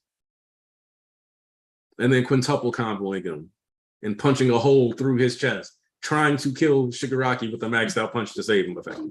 Bro, he blew his back out 8 times when you think about it. Oh yeah, they're gonna be like, it's not gonna call Villain Hunt because it's not Villain Hunt. It was never supposed to be Villain Hunt. Villain Hunt that's a fan-made like name. Yeah, it's all fan-made. It's a fan-made name, specifically born of the fact that we knew that Deku wanted to find AFO during his outing. That's it. People found out people had escaped from Tartarus, and that Deku was looking for All for One. It was also called the Tartarus Escapees arc too, which is still a better name than Villain Hunt. Yeah, I agree. What the story's about. It's the reason why it's like, the main Villain name Hunt on the wiki. makes people think that it's gonna be like some Batman Arkham like Origins type thing, where like 8 assassins are sent and he gotta like beat them all up. And it's like, no, he fights like one hitman that he beats up off screen and then captures him. And then he fights Nagant. No, he fights Muscular, then the regular hitman, then he went and fought Nagant, and then he went into the house, and then the house blew up. That's it. Then he fights other villains, and then he meets Dictator, and then Class 1A shows up. Yeah. Also, gonna point out that even the fight with Nagant was designed to be the same, because like it's not a coincidence that we didn't meet the Hero Safety Commission until the start of Act 2. That was us starting to get the layers peeled back on the society. So if we have that in mind, well, we did end up going through a good chunk of his rogue gallery though, because we got Stain to talk about. We got the conversation with Stain. We got Overhaul being attached to the Nagant fight. We did have him fight Muscular. We had multiple runbacks. They just weren't exactly what we expected or knew what to expect, because we were still seeing the shape of the arc. Yeah. Also wasn't sure if it was going to be like a full act or not, because of what he was saying. Because we looked at it became very clear that no, this is going to be a lot longer than he said it was going to be, and that's why after that it was like, yeah, no, Now, Nagant's fight is designed to make sure that we are aware of the corruption of Hero Society and just how deep it ran, because a lot of people probably looked at Hawks as a one-off. I think a lot of people looked at Hawks killing twice as a one-off thing, and it was like, no, this is a continued program. It's been going on for a while.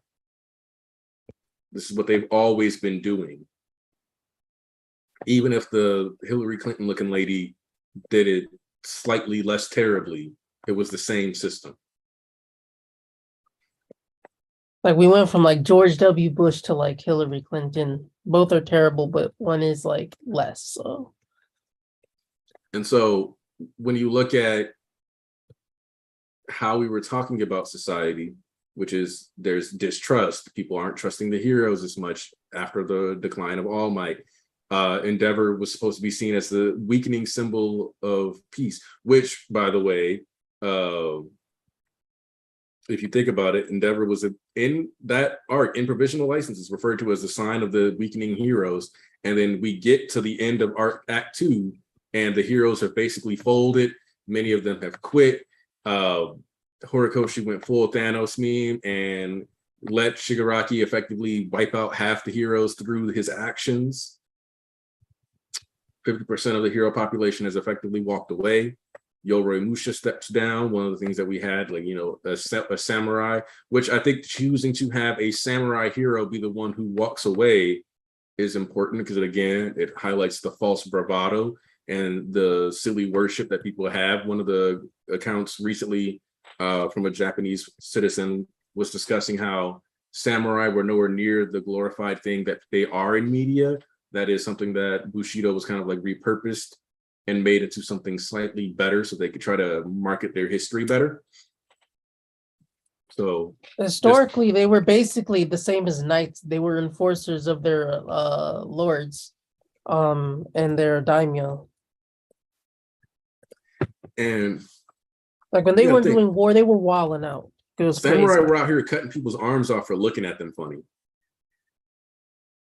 which also makes it really hard to not look at them funny. Because, bro, why is it that deep? Because you insulted my honor, bro. Now I gotta fight you and like chop your arm off. Well, that's the thing about Hawks, is that Hawks refers to himself as an optimist, and to a certain degree, Hawks was in denial still about what the hero society is. And that's why there has to be a reckoning for him at some point between his youthful optimism and what actually would have went down. Because if he had known, if he hadn't really thought about what happened, yeah, crossroad killing, yep. If he had really thought about what happened to Twice's life, he would have realized that the system had already failed him. He would have realized this is a guy whose life was derailed because of a car accident at 16 that he didn't even cause. Our system failed him. And that's kind of the issue, is that Hawks represents, even though he's younger, he is still a piece of the old guard. And what he needs to do, and what I think losing his wings will help do, is force him to take a more grounded view.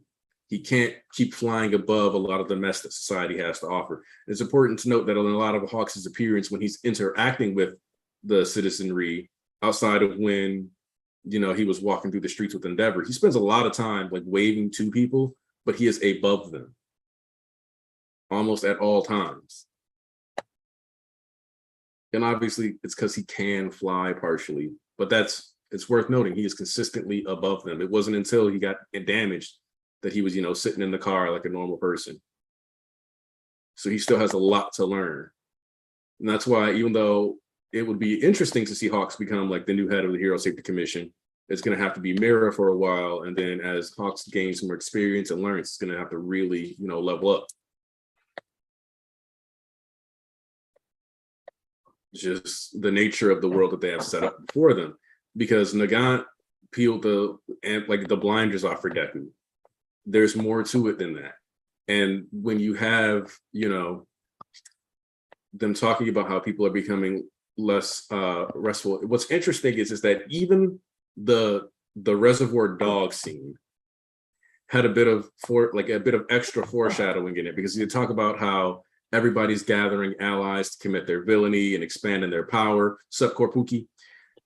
And then specifically, the giant dude that's a heteromorph with a goofy face is the guy that is shown when they say, when you don't know what to do with your quirk.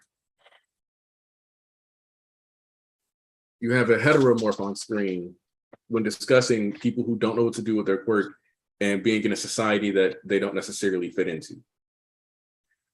So when we cut around to Act 3, and we've had people saying passive aggressive things to heteromorphs and all this other stuff, and then Deku saves Ippon Jose and has people say she shouldn't be out here looking like that, has her tell him they're rejecting heteromorphs from shelters. Like, come on. She's out here trying to find safety and shelter just like you. And I've seen people try to excuse it, like, well, times put people on edge, and it's like, but what does that have to do with her? What did she personally do to you to justify you holding scorn towards her?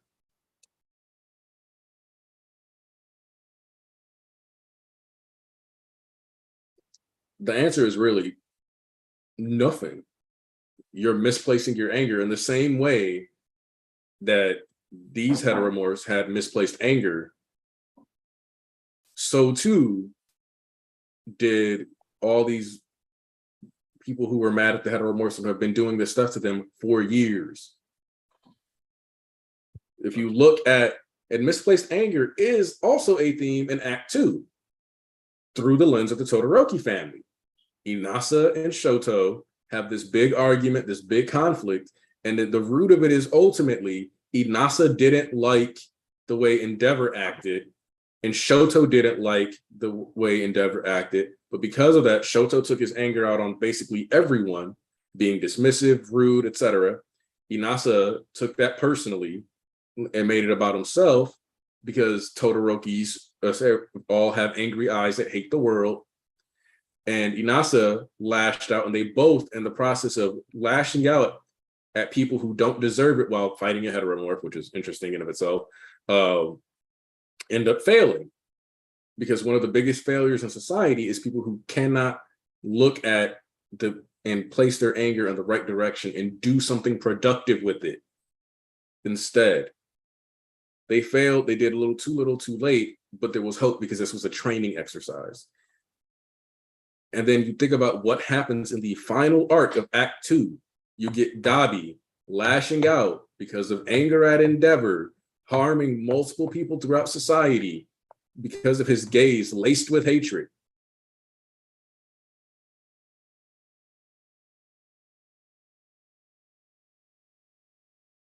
So, I mean, are we going to pretend like that wasn't lampshading? Are we going to act like this isn't the same writing style that was applied to Act 3 when we had the discriminatory discussions? Hell, AFO killed Shigaraki's grandmother. He admits that to All Might. We see Shigaraki have massive amounts of scorn for All Might from the beginning of his introduction.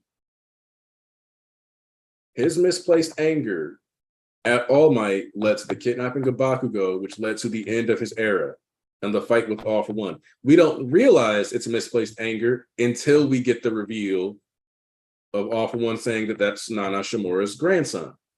And it's easy to kind of like blink and miss it, especially without like the full context.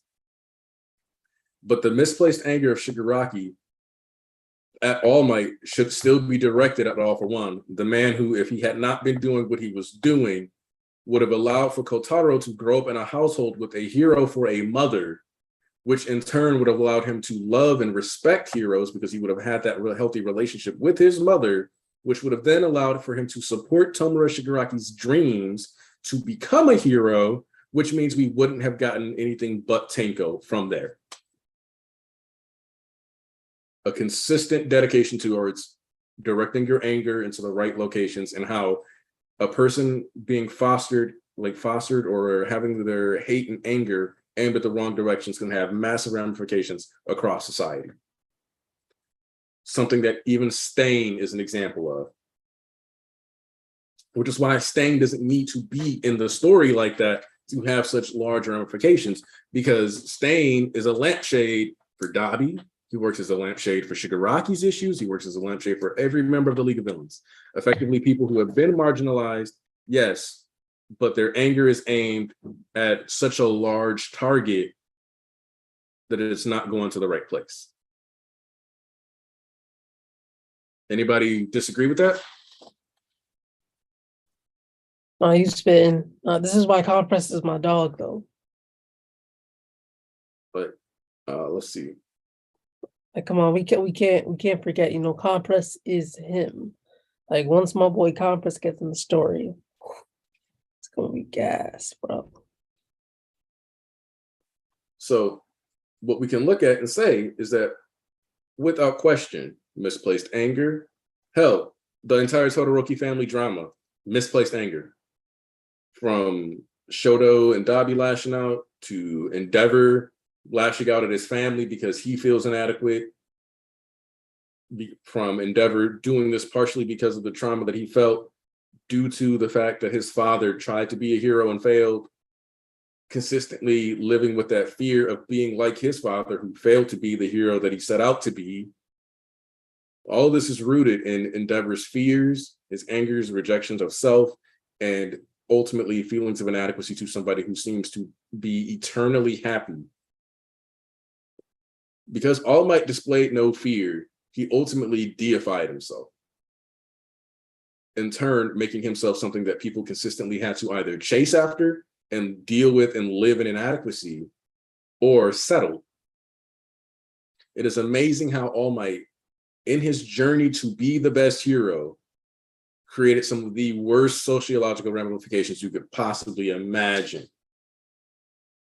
He truly became a god of Japan, and the only thing stopping him is that he didn't have like the power of creation.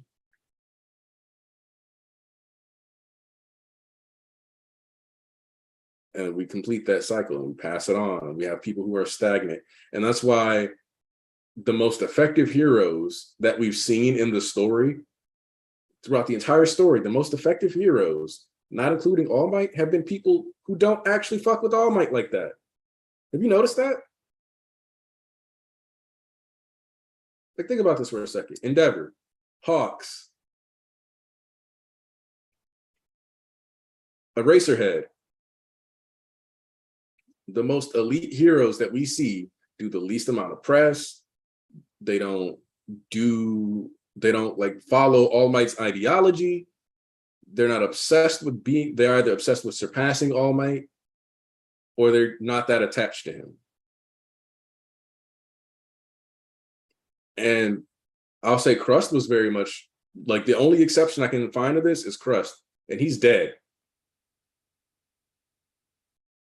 Packed up. And he died to save Aizawa, somebody who doesn't rock with, yep, she just likes fighting and getting as much done as possible. Isn't clinging to a legacy, isn't trying to like pass anything on, is just there to whoop ass and save people. Like, it's kind of fascinating. Like, the more you examine the way people have been acting in their relationship to All Might and their survival rate versus their effectiveness, etc. And that isn't to say heroes that admired All Might aren't good at their job, just that the heroes that are the most like him tend to have more folly. For example, Yoremusha quit because he just wanted to be loved and admired. Like, think about that. Yoremusha wanted the love that he saw All Might getting. That's ultimately what he was after. And once he realized he could not get that, he quit.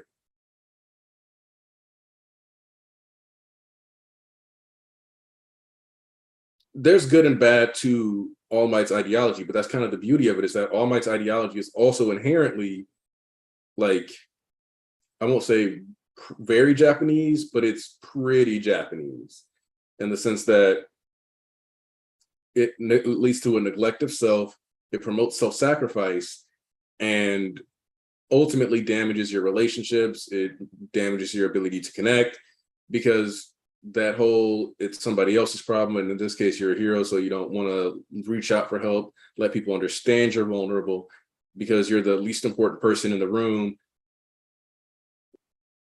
Yes, exactly, Joseph. Death Arms folded too. Night Eye worshipped All Might's ideology so much, and yet he could never be like him. And if you look at the most, like the top 10 heroes, if you think about who the top 10 were, what, Ryukyu, like Wash, we don't know enough about Wash.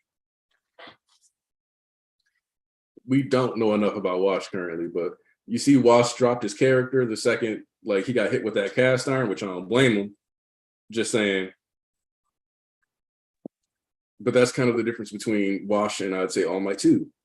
All Might was always about the show. Wash puts on the show, but if the show isn't working, he's like, all right, well, fuck it.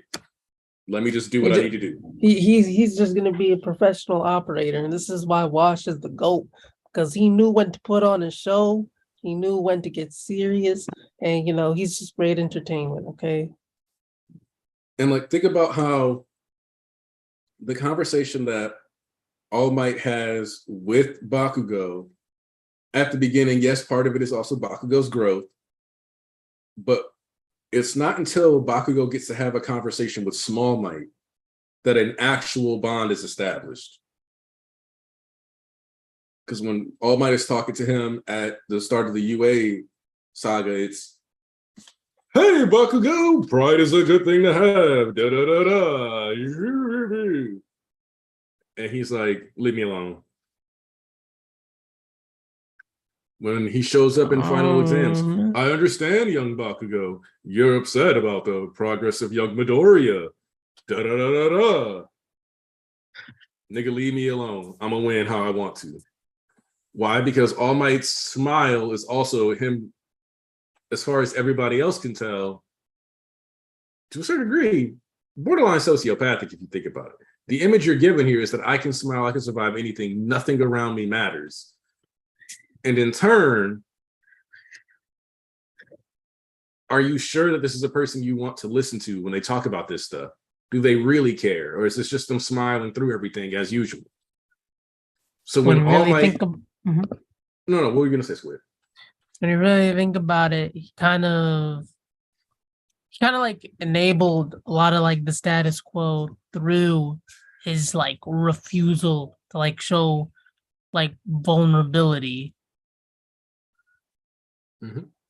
Yeah. So we cycle through, and All Might now, when he's at this point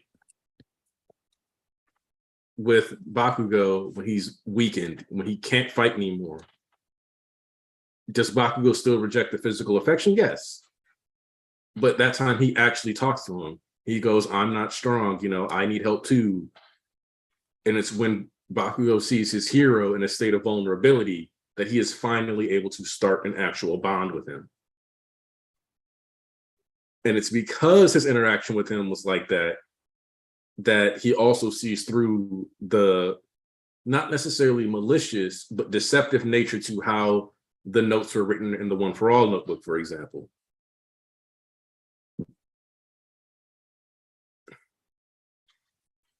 Right, All Might was humbled the same way Hawks was. I mean, if Wash's mom would you rather be born a washing machine, or would you rather turn 3 and all of a sudden start boxing up?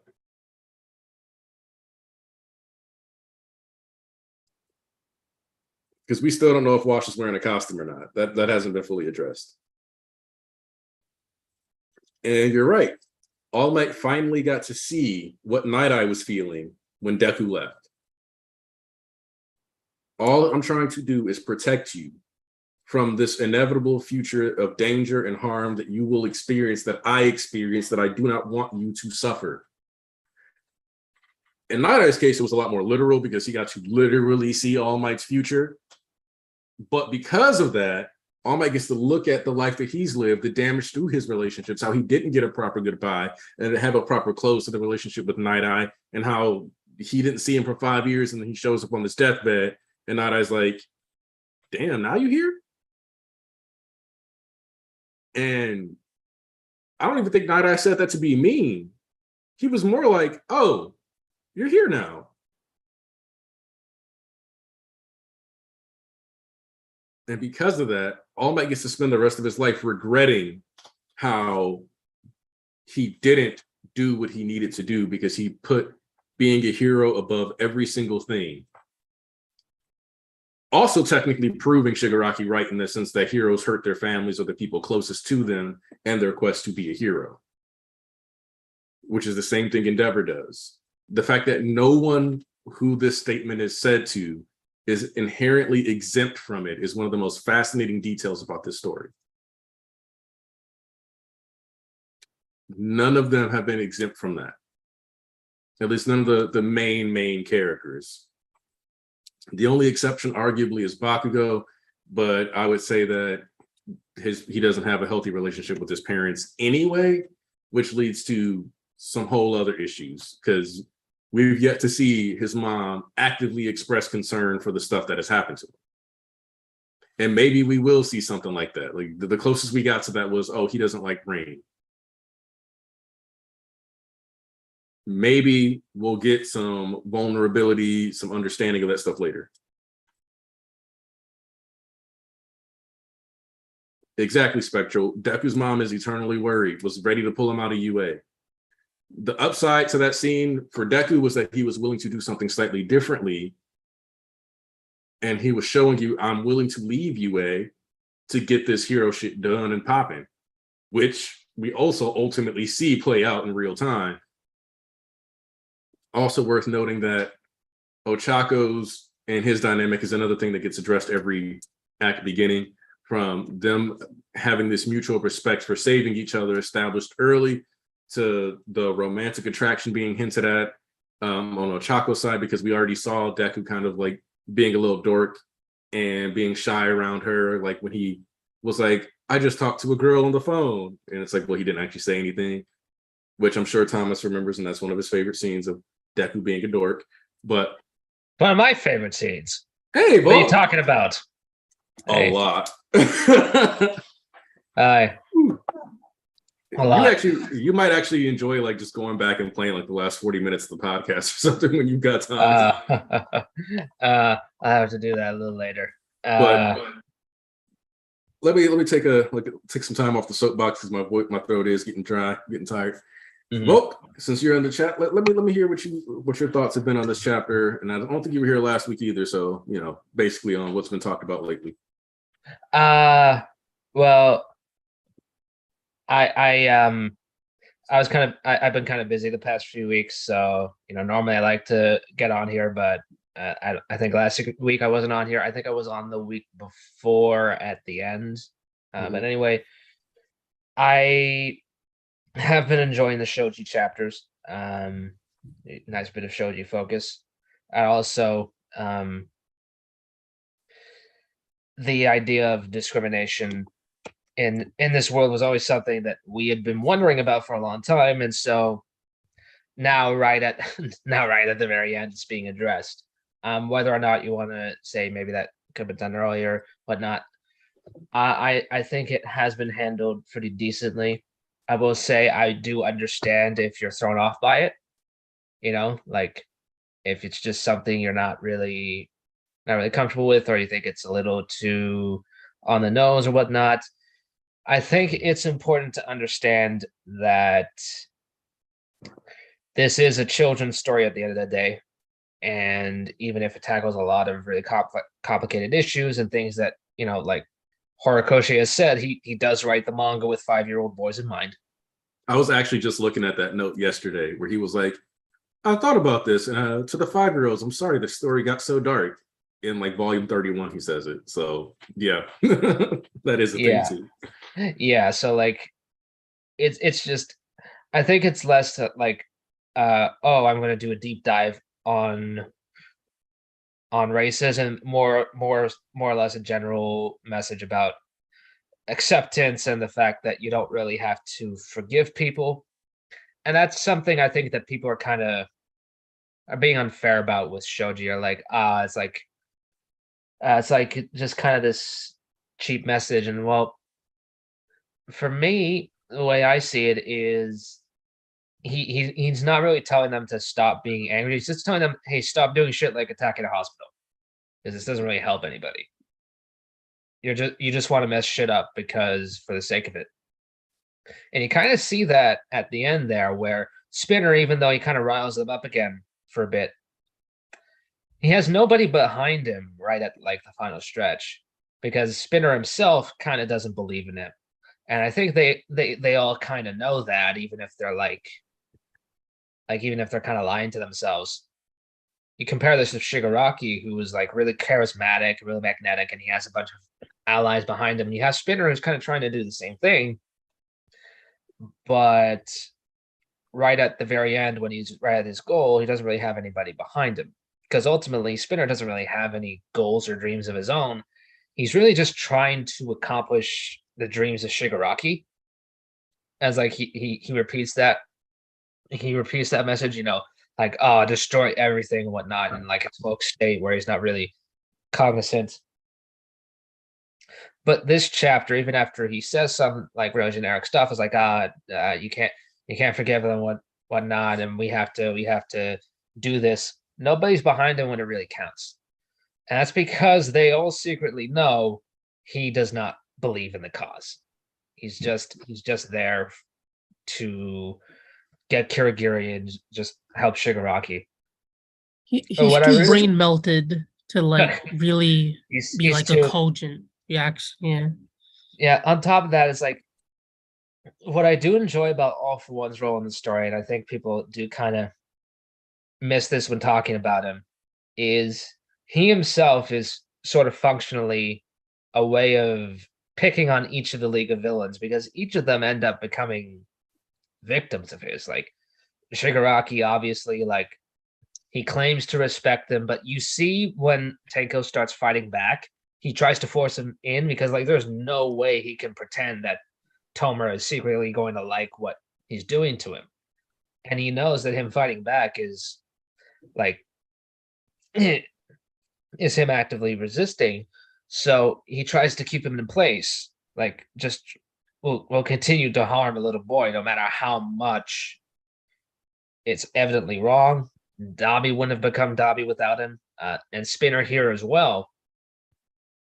Like he's manipulating his loyalty to Shigaraki to get him what he wants. Now the question is, which way does this go? Does All For One's gamble kind of work? Because now that he's kind of at the end here, he's kind of like he's been kind of flighty about his plans. Like it's not so much like he has any concrete method. He more so has a bunch of contingencies in place, and like he has the time to set them up. But now that he's kind of burned through all those, you see him really desperate. He's just kind of throwing whatever works at the wall and see what sticks. Now here, I also really enjoy this. At the end, you have Spinner calling out to Kurogiri, and then you have Mike calling out to Shirakumo. And so it's this question of which side is going to answer, which side is going to win out.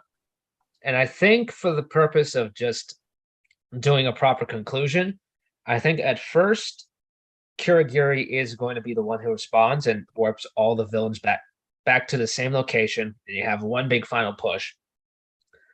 But then a little later, I'm presuming that he's going to meet Aizawa, and to tie back with what happened to Vigilantes, he's going to sacrifice himself one last time for the sake of his friend, and he dies as Shirakumo. I think that would be a really good way for him to go out. And like even from the start, like I just saw Kurogiri, I'm like, that quirk is actually freaking broken, because it can transport anybody to anywhere as much as you want. That's kind of why Kurogiri is out of the story for large chunks of time, because if you have him there, it just becomes too easy for the villains to kind of just warp around everywhere and get what they want. It saves a lot of time. Oh, Well, my question for you here is one of the things that I had considered is a potential, and partially as a means of setting it up so that people won't feel it is as contrived when we get there, which I personally don't think you should feel it would be contrived anyway, but you know how this fandom is. evidently. Um, I have been roasted and I have roasted back on these topics. Shirakumo versus Kurogiri actually having a bit of a battle in the Vestige realm itself. That I don't think I ever really considered that, but I would really like to see that because Kurogiri is something like Shigaraki, where he's sort of a constructed personality, all for one made. Mm-hmm. Because like obviously he was Shirakumo, and then he was rebuilt, basically Frankenstein back together, and now it's like there's still some of Shirakumo inside him, but it's like he's still dead. Like he's basically a zombie. Like that's basically what Nomas are.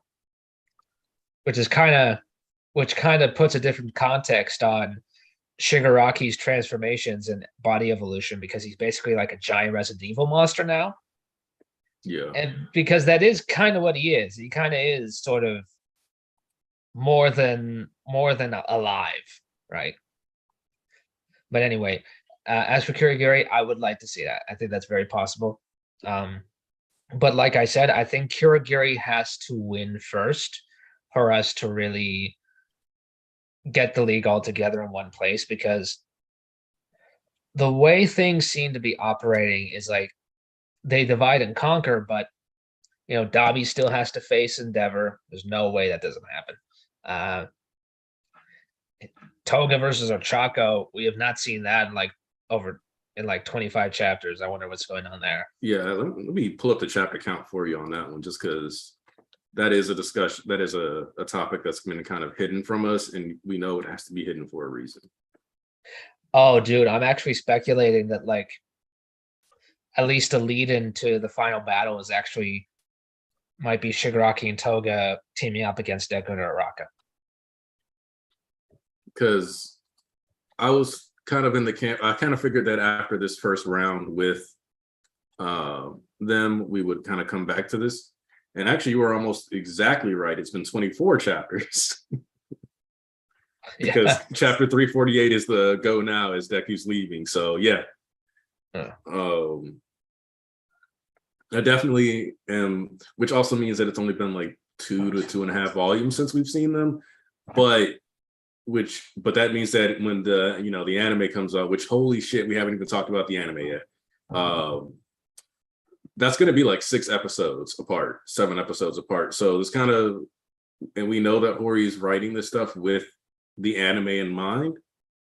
So that does kind of make me feel like what you're saying kind of has to happen.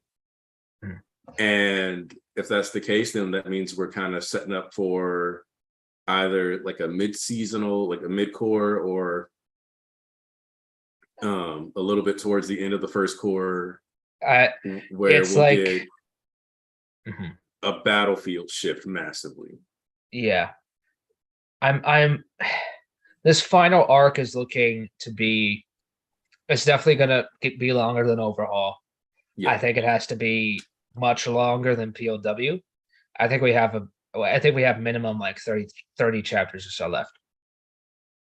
I'm gonna be honest. I do consider that a minimum. I don't think with a lot of the stuff that's been set up, we can do this. And I expect MHA to have at least 2 to 3 chapters of content after whatever the battle between Shigaraki and Deku, like the final battle between the two of them's result is. Yeah, typically shonen manga, like they do end pretty abruptly, like they all do, because like you reach a climax and you're like, okay, you can't stick around too long. It's normally 2 to 3. I'm wondering if the anime is going to be either 3 cores or it's going to be a 24 episode season 7 and then a final 13 episode season 8. So I mean, I think it comes down to partially how this season is executed too. Because when I say like, it could be a mid-core. Technically, if we go to the end of Star and Strike this season, then we could start the season 7 with the trader, and then kind of, which is like that's maybe like 2 to 3 episodes if they direct at the pace that they've been going for this season. That'll only be like 2 to 3 episodes, and then the Deku leaving Uraraka will probably be like episode 4 or 5. We've gone about 5-6 episodes, so this would probably place this around like 10 or 11. So if we make episode 13 where we get the results of this, then that means we got, we'll have covered about 30 some chapters, 39, 40 chapters within the first 13 episodes, which could lead season 7 to be in the final one, with these next 30 to 40 chapters be in the back end, the final 12 episodes, meaning season 7 could be the final season, depending on what pace that they decide to operate at and direct at, because this isn't a knock on Naruto, and it's definitely not a knock on Bleach. But this isn't those series where, if anything, this is kind of a criticism of Piero. We're not going to get a giant filler arc in the middle of this. Where Okay, I've been loving the 1,000-Year Blood War arc adaptation so far. Yes, I gotta be honest, man. Fans are guessing that like it's the only thing people are watching this season. I'm like, bro, you gotta step outside your little bubble for a second. Like Bleach, like I've been loving the adaptation. It's been great. I'm looking forward to the Old Man Yama fight, because I think that's going to be around episode 13. And I think that'll be a great place to clip that, but I might need to recheck the chapter counts because of how quickly we're moving through stuff. But I think that anime Twitter has had this very weird mindset surrounding October and November, just like this fall season. They're like, it's not a war between these shows. No. It's not. You're allowed to enjoy Bleach. You're allowed to enjoy Chainsaw Man. You're allowed to enjoy My Hero Academia. You're allowed to take some time out of your day and enjoy some nice Mob Psycho season 3, which I need to get caught up on. It's really good. Which I'm sure Mob season 3 is, interestingly enough, I think gonna have to have a good chunk of like filler or expanded content, due to the fact that it I think it only had like 10, 20 chapters left to be covered, if that. Yep. Once season 2 was over, and I didn't even realize, like I ended up looking into it because Mob has like 4 years apart, so pretty much. But I ain't mad at. I'm surprised that me saying, let me check the chat real quick. So me saying Mob didn't get tarnished to immediately pop out. So you guys don't think Shueisha aren't thrilled to have 2 big war arcs airing at the same time? Oh, they're happy. Well, they are happy. Well, they're got eating. My Hero dropping on Saturdays, Bleach on Mondays. I can't remember what day CSM is dropping because I haven't been watching the adaptation. I think that's Wednesdays, I believe. Every 2 days, basically. Yeah. Like you're gonna have like their biggest series on air. Like they're feasting. Yeah, man. Mappa. The animators are working 24 hours per hour, man. So they gonna be making something. Chainsaw Man is every Tuesday. We're past the juncture in we're past the Roof Piece section in One Piece, sure. But next week is Who's versus Jinbei. We're gonna be getting Sanji versus Queen's like actual completed fight. Zoro versus King. That stuff is going to be coming up soon. Versus King. Yeah. One Piece film Red is out. Yeah. Shueisha is on the big they're doing well. This is also why like I'm very sure in a boardroom somewhere, Horikoshi goes in for his weekly meeting and he's like, yeah, I'm trying to end the manga. And then you got a bunch of them like just kind of dipping below the table and just laughing themselves because like they're not letting this shit end. I'm going to tell you this right now. They're not letting it end. It's too much money for them. It's like it's such a good premise where you can just keep doing stuff in the world. It's like they're not letting it end. And we know that there's been those rumors about Undead Unluck anime finally starting. There's been rumors about Yoza Fam finally getting an anime. I think people talk about, like, okay, I've joked about the magazine being in trouble once, like, really they have like their big three, occasionally big four when Togashi feels up for chapters. But really, once their big three are over, the current big three, MHA, JJK, One Piece, it's going to kind of shift to how the magazine operated before the big three era. And it was a lot of like a lot of their series were still popular, but they kind of topped out at 400 chapters, and you would be lucky to get 400 chapters.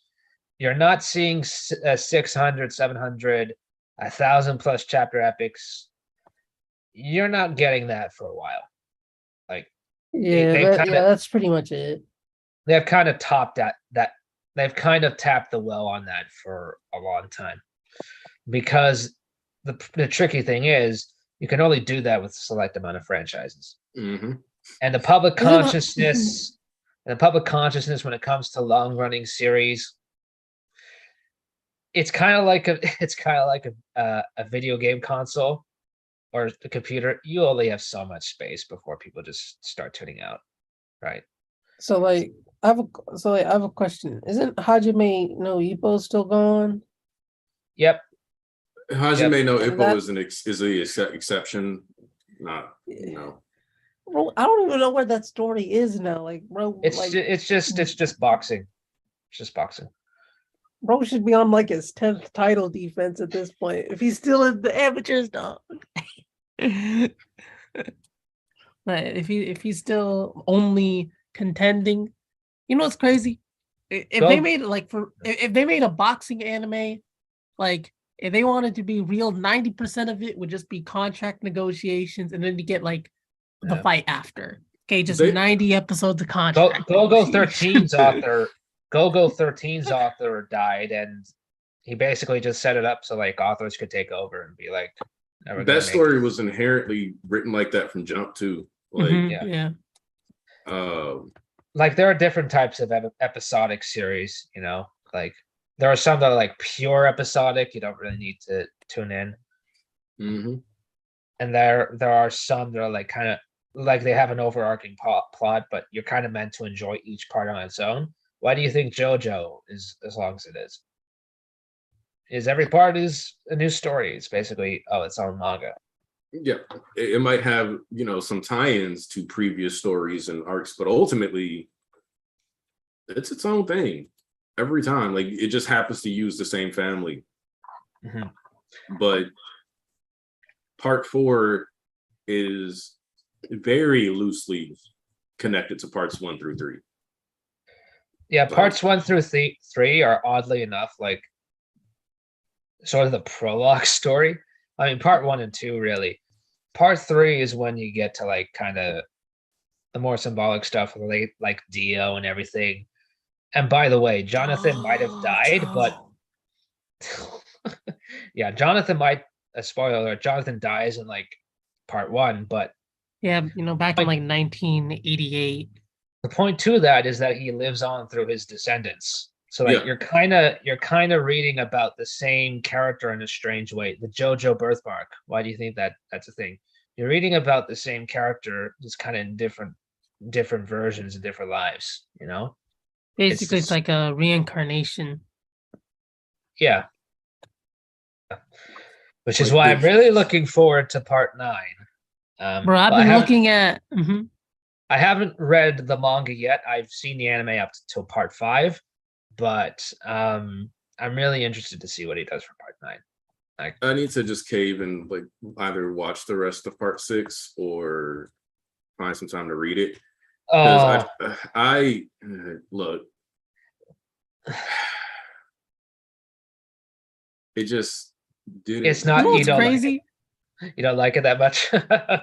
Yeah, it just wasn't like it's not bad. It's just not gripping. And like I don't have a character that like there's no character in part 6 that I like as much as I like Bruno. So that's messing me up. Bro, I've been Like- looking at Golgo 13. This thing has been on since 1968 and it's still running. That's like 50 years. Because it's Oh. basically a James Bond manga. Apparently, Like- there's like all like, bro, this is crazy. There are issues that weren't shown in like the 80s due to like the Iranian embassy, and there was one in 1988 for money laundering. Like, hey, he predicts these things. That's crazy. That's kind of goated. Yeah. Well, part 6 is like, it's kind of like the reset. Like Eric Key has said that, like that's actually the real finale to JoJo. If you want to really Mhm. look at it honestly, The original universe. yeah, it's like because Steel Ball Run was originally not called JoJo because JoJo was dipping in popularity, and they're like, okay, you got to wrap this up, man. And so part 6 was basically the end. He took a year break, and then he announced he's coming back with a new manga. Mm-hmm. And then his new manga was called Steel Ball Run, Steel and it Ball had Run. a lot of JoJo things in it, and they were kind of not calling it JoJo, and they were being sneaky about it. Or like everybody's like, this feels like JoJo in the new universe. What are you talking about? And then after like I think it was 6 months or so, they said, all right, clearly things are moving in a different direction. He moves to a sign-in magazine. He goes monthly. Boom, our quality just goes straight up because he has more time. And to this day, I haven't read it yet. But from what everybody said, it's the best part of the series. It is Yeah. like the fact that you have all the protagonists prior, and then you have Johnny, who is the best one so far.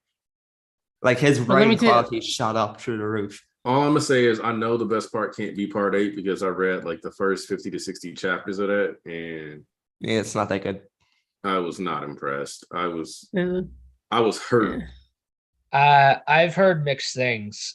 It's I was like hurting trying to read that. And part 8 is kind of like 50-50 for a lot of people because like there's like one camp that's like, oh, part 8, go top 3, Rocky can't be messed with. And then you got the other side that's like, hey, this is some mid, this is trash. And it's kind of like very polarizing work. It's the Wano of JoJo then. Pretty much. Oh. It's also like 110 chapters in a monthly manga. So it's like on average 40 pages. So it's easily the longest running one. I mean, I wouldn't call it the Wano of JoJo because at least the ending of part 8 is actually really the ending of Wano. Oh, the ending of Wano. Anyway, what were we talking about? This is an MHA stream. Yeah. Oh. All I know is part 8 is like really polarizing. Like I think this long-winded side tangent, I kind of cap it off as like, you don't think Shueisha aren't planning to do something similar with MHA where they just make continuous things out of it? I'm gonna be honest with you. I think that MHA and the MHA verse, because let's be real here. We got vigilantes, we got school briefs, team up missions. We got a lot of wiggle room with MHA here. I'm trying to see if I can find all the spin-off stuff that I have on my shelf, and it's a lot of stuff. So let's be honest, like as controversial as Vigilantes was in the community of MHA, you can't lie that it didn't have some success. It had an entire continued story, and it ended where the author wanted to end this. So there is possibilities of having another Vigilantes type manga, just not about Vigilantes. And another thing though, people like kind of make fun of MHA because like, oh, the powers are weak, and it's like that. And I'm just like, well, that is kind of the point. Like you're seeing everything right before we hit like the Quark singularity point, and everybody's powers become like Marvel DC level broken because like there's a reason he has the story take place about 100 years after Quarks emerged instead of 200 years.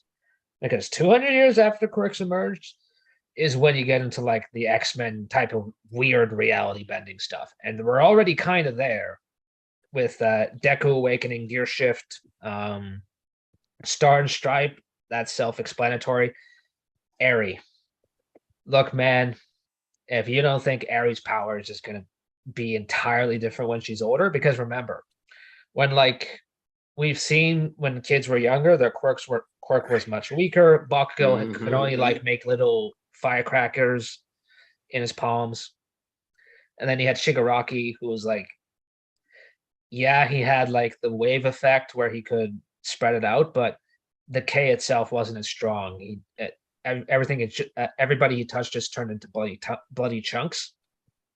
Yeah. Eri's power, Eri's power is going to be insanely busted when she's like, even like 8 years older. Even when she's 8 years older than what she is when she's about Deku's age, 15, 16, that power is going to be way different than what we're dealing with right now. That's just how quirks work. Also, like, we're at a point where, and the thing is that even though people whine about, oh, like the power, I don't care, because there's so much spin-off potential in this series. One, you have almost every One For All user could have a volume, light novel, like a quick 3-chapter, like 3-volume run, just about their era. Like, imagine we get a manga that like is basically goes through like, you know, the One For All users, each one of them gets a volume, maybe 2 volumes, just focus on like the first, second, third, fourth, fifth, sixth, seventh user. That would be such an excellent accompaniment for like rereads. Like, you get the story leading up to it, and then you get to Deku's story and you appreciate what happens. Like, and you could even start the first volume and call it like -1, -2, -3, whatever.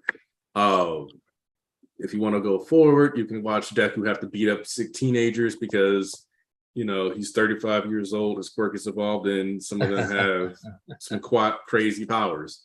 You can get spin-offs centered on like certain characters' pro hero careers, like Aizawa. Like, let's say we spent a bit more time on Aizawa as a pro, some of the cases he did. You have so much spin-off potential within the story.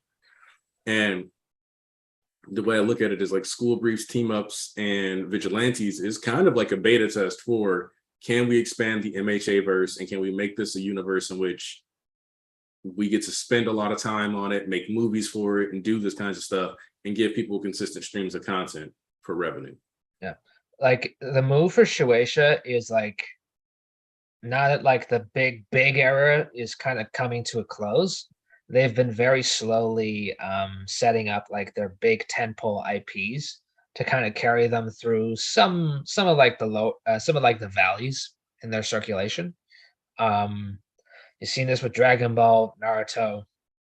They're bringing Bleach back, and they're probably going to do the same with MHA. And you might ask, it's like, well, what about like another series like JJK? Well, JJK has been very open about the fact that like Yuji is probably going to die at the end. Like, and the way the world works, maybe you could do a prequel on that, but it's like, just the very premise is like very focused on Yuji. Also, like, Yuki's goal is to eradicate cursed energy. Yeah. So the spin-off, like, would I mind this? Because there's also an issue of, the only thing I can think of really that would be a really good spin-off material based on what we have right now would be some of the older clan politics and stuff like that. And nothing about the way Gege has written JJK tells me that's something he would want to do. Because he specifically opted to take those options out of the current story by wiping out clans left and right. Mm-hmm. Like, we could have had that, and I don't think that's what Gege's going for. This series is a lot more self-contained. Like K and Y, technically you could go back, but everybody knows from jump these people will fail.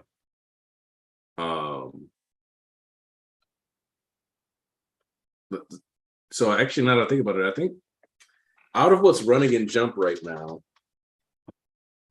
is what we got: One Piece, we got Yosafam, we got My Hero, JJK. Let me pull up the Undead Unluck, which is another pretty self-contained series. Like the odds of doing anything special or like extraneous with that are pretty low. Not happening with the Kane Banashi. You could get a Sakamoto Days prequel, but that's more than likely just going to be an arc somewhere. Nope, not for Mashal.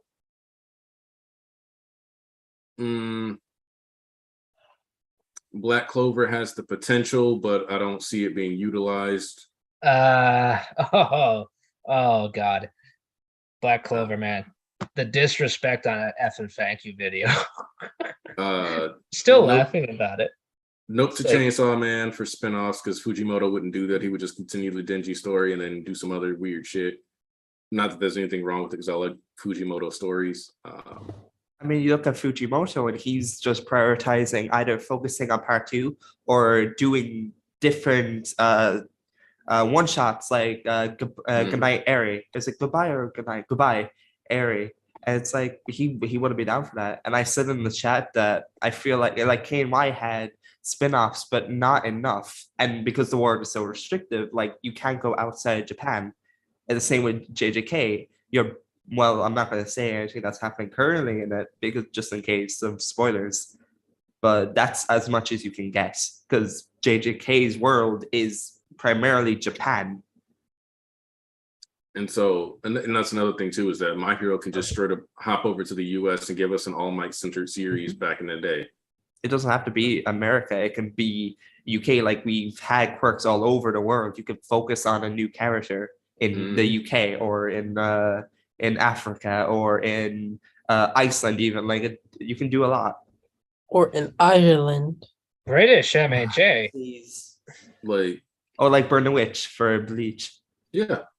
So it's like we have a more... leprechaun hero. He can make a rainbow to fly with a pot of gold. It's wild. I didn't until this conversation, I didn't think about how little like spin-off potential is actually in the magazine currently.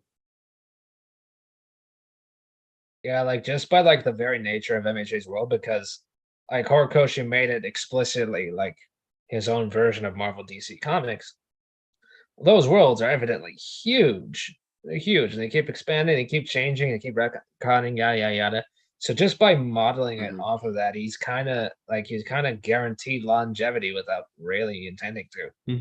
And hey, Aniki could get his aliens, plot point in the story of the future as a spinoff. Man, like if we do get a part 2, I know East somewhere is probably getting tickled, but he's having the Joker laugh right now. If we get a part 2, I'm kind of hoping the villain ends up quirkless. He's sort of more of a Lex Luthor type. Because what I want to see more of is kind of fighting against establishment, because you have the big super powered evil guy with All For One and Shigaraki, but what I'm interested in is like an enemy with a different sort of omnipotent power, government, corporate immunity. That's a little different. It's not as simple as punching them, right? I mean, like realistically, like I'm looking at the whole discussion when it comes to like heteromorphs and stuff, and I'm seeing that, and I noticed that there's a lot of emphasis on like the countryside, and the way the countryside is portrayed in the story is that it's like the boonies. There's less like economic opportunity. So there's also like this implication of like poverty having an effect on like the actual distribution of heroes across the region itself. They straight up it's say not there's just no like money. Personal hatred right there. It's not just personal hatred. It's also like an economic discrimination as well, which is how structural violence is done to marginalize peoples. Systemic, right? Like, Yeah, I yeah, mean, yeah. you even see this in the movie. Rhodey's like, heroes don't come down here in the slums. There's nothing for them here. So things get messed up. Which I think is a good way of like setting up like concept of injustice and like hero industry had long since been ruled by profit rather than actually saving people. Like, But they do show that like they straight up say there's no money to be made out of the stick, so I come out here, which is a problem that needs to change. Right.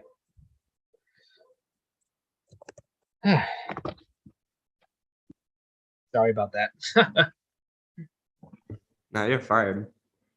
Don't apologize. Did you guys talk about Shoji's speech? We talked a bit about Shoji. I don't think we went in depth with a few other topics of it. If you want to give your thoughts on it, go ahead. Shoji's speech is how we ended up talking about Hafus and stuff. So Yeah, true. Go ahead. Okay, well, it's good. I just wanted to say that. Well, I would. Oh, by the way, a little side tangent. If y'all want deeper looks into racism, some authors I would suggest is Frantz Fanon, Frederick Douglass, and Bell Hooks. They have some really good work. Y'all can learn up from. So, and the thing with the Shoji speech that I think is fascinating is that one of the things that we did end up kind of talking about is that a lot of people will oversimplify Shoji's speech or kind of miss the point. And it'll be because they're doing it right now. And part of it will be people they're doing it with Spinner too. Aren't in those positions thinking they understand what they're talking about, when in reality, especially one of my favorite memes that's ever happened is a Kingdom Hearts meme. And specifically, it's the Woody and Sora meme, where it says, like, person of color, black person, whatever, 14-year-old white girl online, pushing them out of the way. Yeah.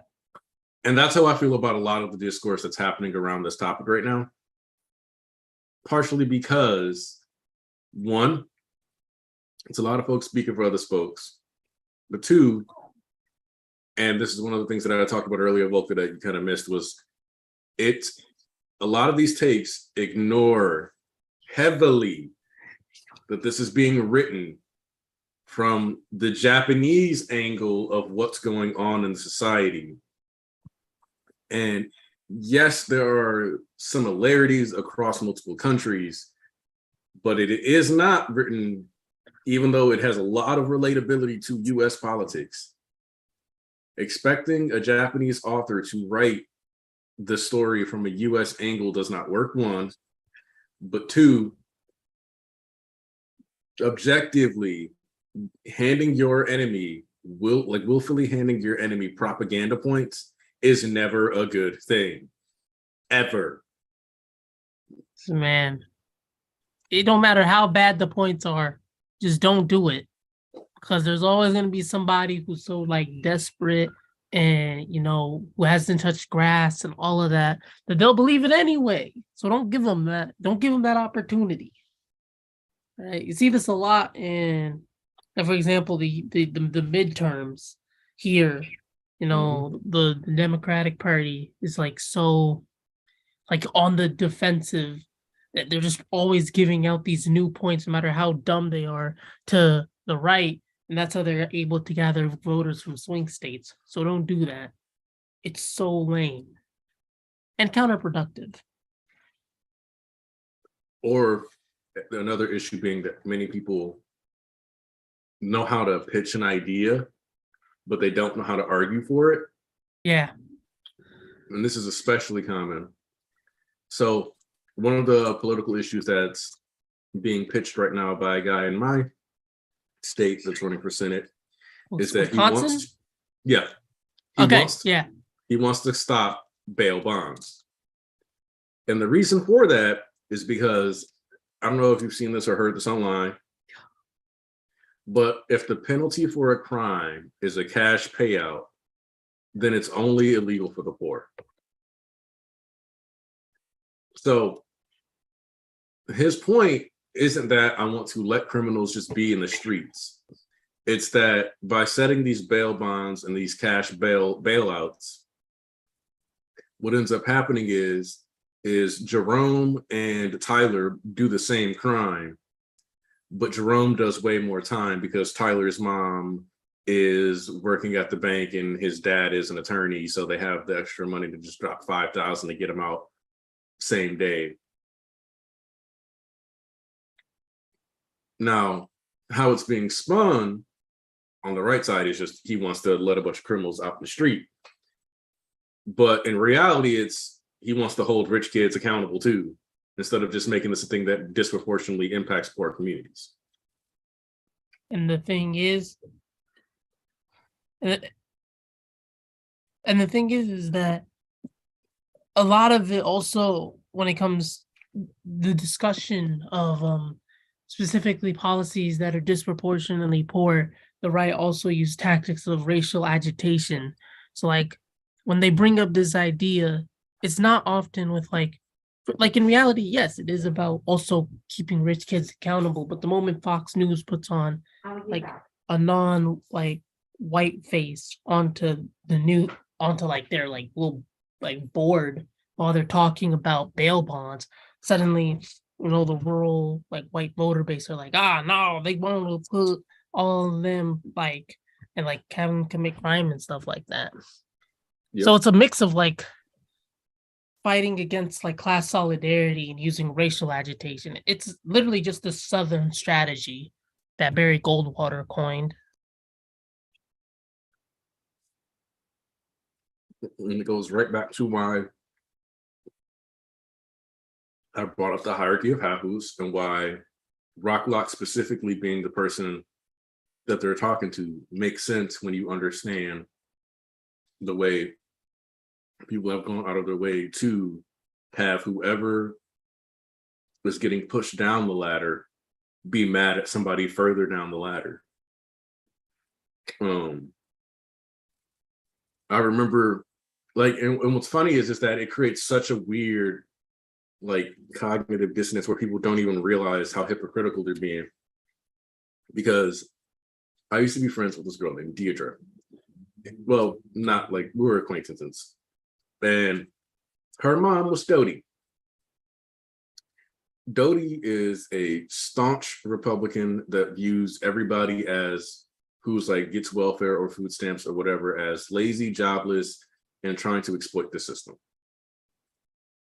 What Dodie does not factor in is that every time I interacted with her or saw her, she was a like 400-pound white lady who sat at her computer playing WoW and didn't have a job for like the entire year or two that this Deirdre person was in proximity to my life.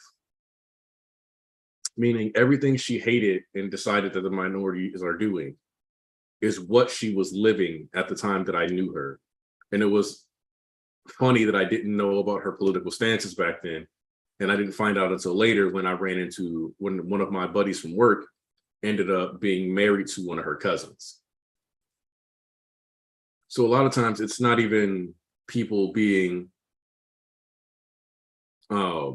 it's specifically being pitched to them as something other people are doing. And they don't even sit there and look at themselves as, oh, wait a second, I'm doing this. I'm the one who's sitting here. And it's one of those things that I don't necessarily like that people are like bringing up Brett Favre in relation to Kanye and Kyrie, but I do think it's worth pointing out that we're putting a lot more effort into Kanye and Kyrie than a guy who objectively did steal like $5 to $10 million from the Mississippi welfare system.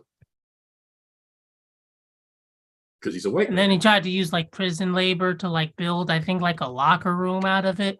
Keep in mind, in Mississippi, you just don't get paid for your labor. Like you're literally like that's like I think maybe how many states don't pay for prison labor? Like a good chunk of them. Yeah. So like in Mississippi, he literally wanted to use like prison labor, which is disproportionately, African American, to build to build a locker room. But there's also that little tidbit of messed up stuff in there. But then he said, kneeling for the flag is disrespectful. Like, and so like as Tanisha said it in the chat, it's very tribal. There's this interesting tribalism to how things are discussed here. And that is something that if you are a person who is actually looking towards the optimal society, you have to be factoring that in now. You have to see that behavior and ask yourself, why are we doing this way? Why are we only giving these people heat, but not this person, when what they're doing is affecting, like directly impacting lives a lot more, pulling funding from people who could have actually used it across the board, and actually involves like exploiting the government, et cetera. Why is this crime not as big of a deal? And it like blows your mind when you start catching more and more examples of this in real life. Like just so, and that's basically what we have with like All for One. Because even if you look at this, people are mad at Hero Society, which they rightfully do get to be mad at Hero Society for the marginalization it perpetuated. But not enough people are mad at All for One. Not enough people on the villain side are mad at All for One and recognizing how much tampering in life he's done and how it's impacted other people. Dobby is fully aware now that All for One basically was going to try to use him as a meat puppet and didn't even attempt to just cook that boy. Think about all the people Dobby's killed, but he didn't think, maybe I should also put AFO in a pack. See how crazy that is? Like, it's baffling, but that's kind of one of the social phenomena. Like MHA does a really great job of displaying social phenomena and how the hierarchy of society is maintained through prejudice and ultimately ignorance, as well as misinformation. And while, like I said, I have to use some examples that are just from America because it's easier to talk about, like, it's insane. Yep, Dobby's too focused on Endeavor, which is exactly the issue that a lot of people have. They get so focused on their selfish motivations that even when it is obvious that a person is screwing them or grifting them or not actually creating policies that help them, the familial turmoil, et cetera, is so much more important. Because if you think about it, All Might wouldn't even exist if All for One hadn't given his brother the stockpiling work. Which by extension means, even though, All for One taking Dobby pretty much is the main reason he lived, All for One is still effectively the reason the Todoroki family situation got as bad as it did, because the One for All doesn't exist without All for One. Now, is that a bit more roundabout? Yes, but ultimately it's the same truth of the matter. The selfishness and the greed of All for One helps create a system in which other people end up impacted and marginalized by stuff that he's created. And in the process, they end up resenting other people in their day-to-day life instead of everybody in the world resenting this All for One, which is why, like I said earlier at the start of the stream, and I'll say it again as we're wrapping up, since this is winding down now. All for One being a faceless dude in a business suit for the majority of the series is one of the best design choices to get this narrative point across possible. Having him just be ultimately what you can describe as a wealthy elite businessman. If somebody asked you to describe All for One, most of the series you'd say he's a dude in a suit. Effectively a perfect standing representation for the facelessness of systemic issues. Yep. There's not one face, one person you can point to and be like, you're the cause. And All for One not having a face lets him represent that nebulous. And when he gets his face back, he doesn't have a suit anymore. He's just buck naked. It's like, yeah. So, one thing I'd like to talk about, someone who, when it pertains to All for One and how he uses like the marginalized, is that this is also a classic tactic of fascist leaders, using people who are marginalized, people who are who are in periods of extreme economic instability.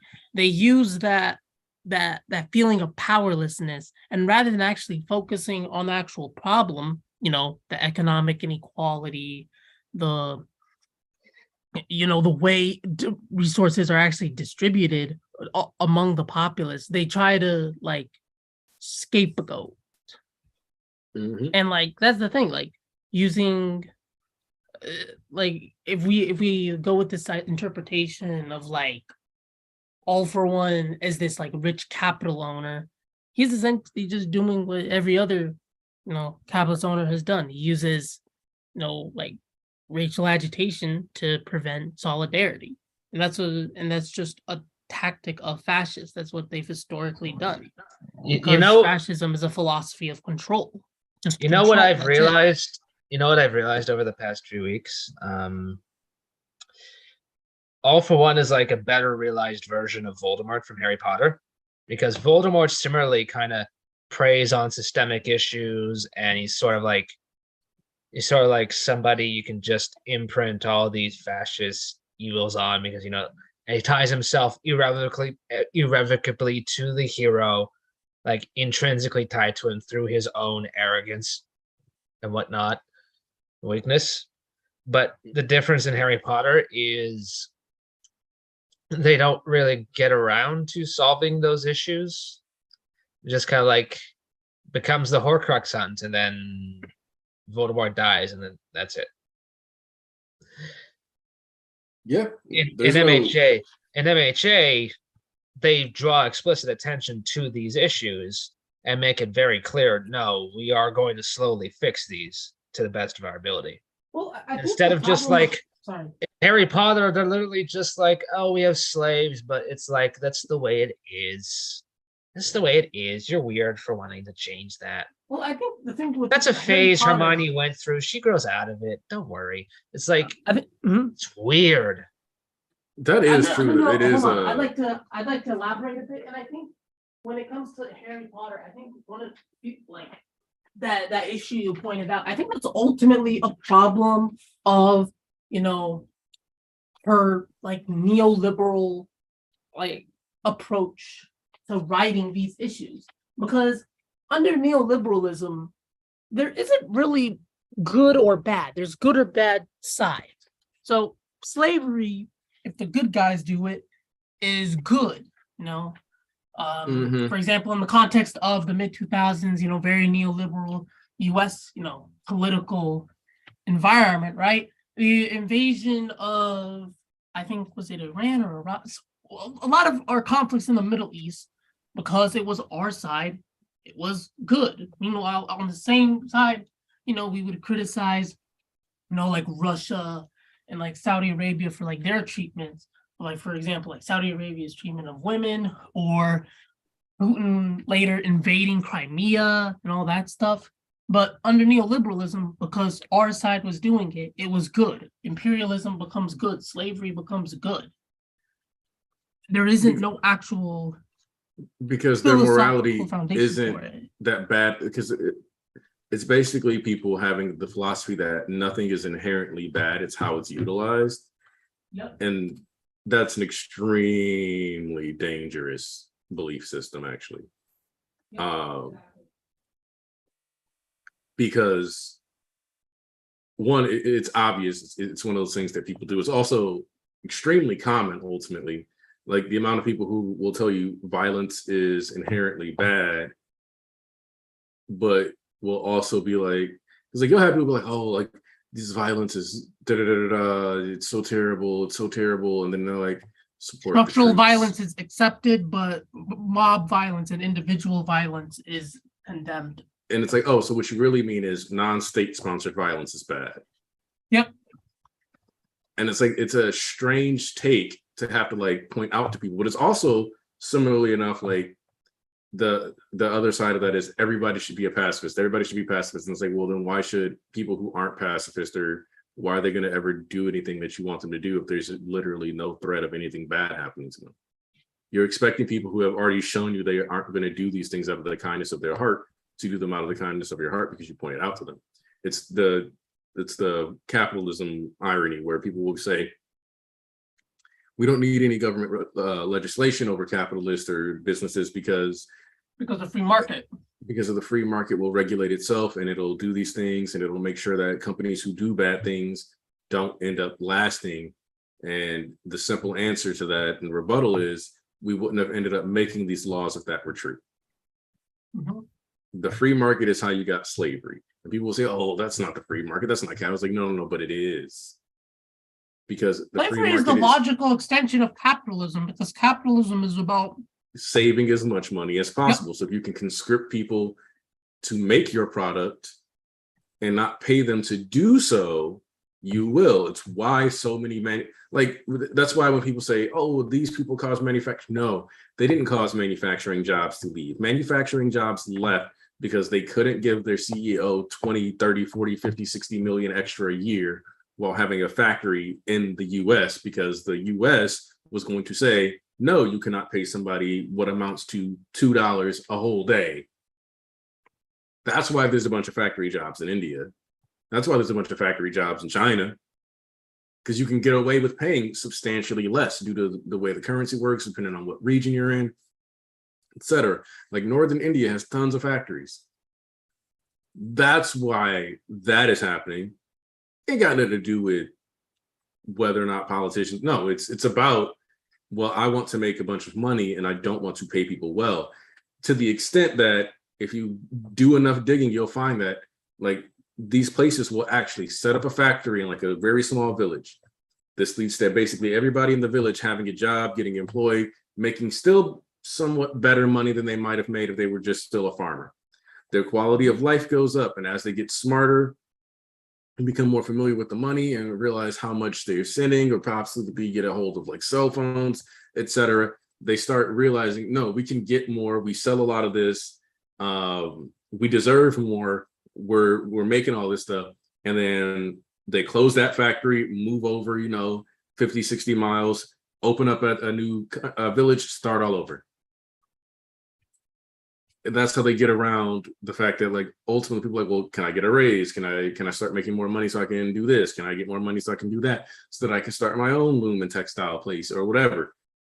Mm-hmm. The second your village starts modernizing and catching up with the times, financially, you're going to start reaching out, wanting to get more stuff, maybe increase your plumbing, make that better, etc. Now I got to get out of here because you're going to start expecting better pay. I'd like to add with the US, for example, even during times of segregation, there was a lot of racist policy economically, right? Because the like Black and white people were and various other like communities were so segregated, you were essentially able to like build some of these towns that had like these little blocks of like wealth that were like actually middle class, like for example Tulsa, Oklahoma, right? But what ended up happening was that during the Great Depression, right, we basically, the homeowners association was like, okay, everyone's economy is kind of messed up, so we got to make this new like lending system. And they had these maps, right? And they were basically used to advise which neighborhoods to invest in.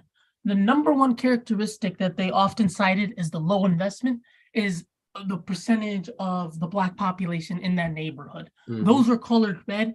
And that policy of essentially refusing any services to Black neighborhoods became the process of redlining.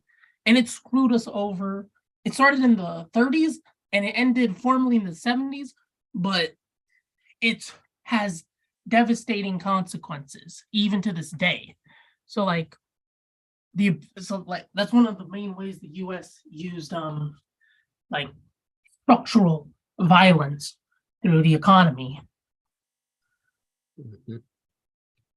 Yep. Mm-hmm. All right, so let's start getting the wrap up going. Let's start with Squid. Give your final thoughts. Okay, ultimately I like this chapter. I like the art in it. Actual I might have a little I've been thinking a little bit about like Shoji's words and stuff. I'll wait for the chapter to I'll wait for like this like particular block of the story to like end. Um to get my thoughts on that. But ultimately, I'm excited to see Kurogiri is back, and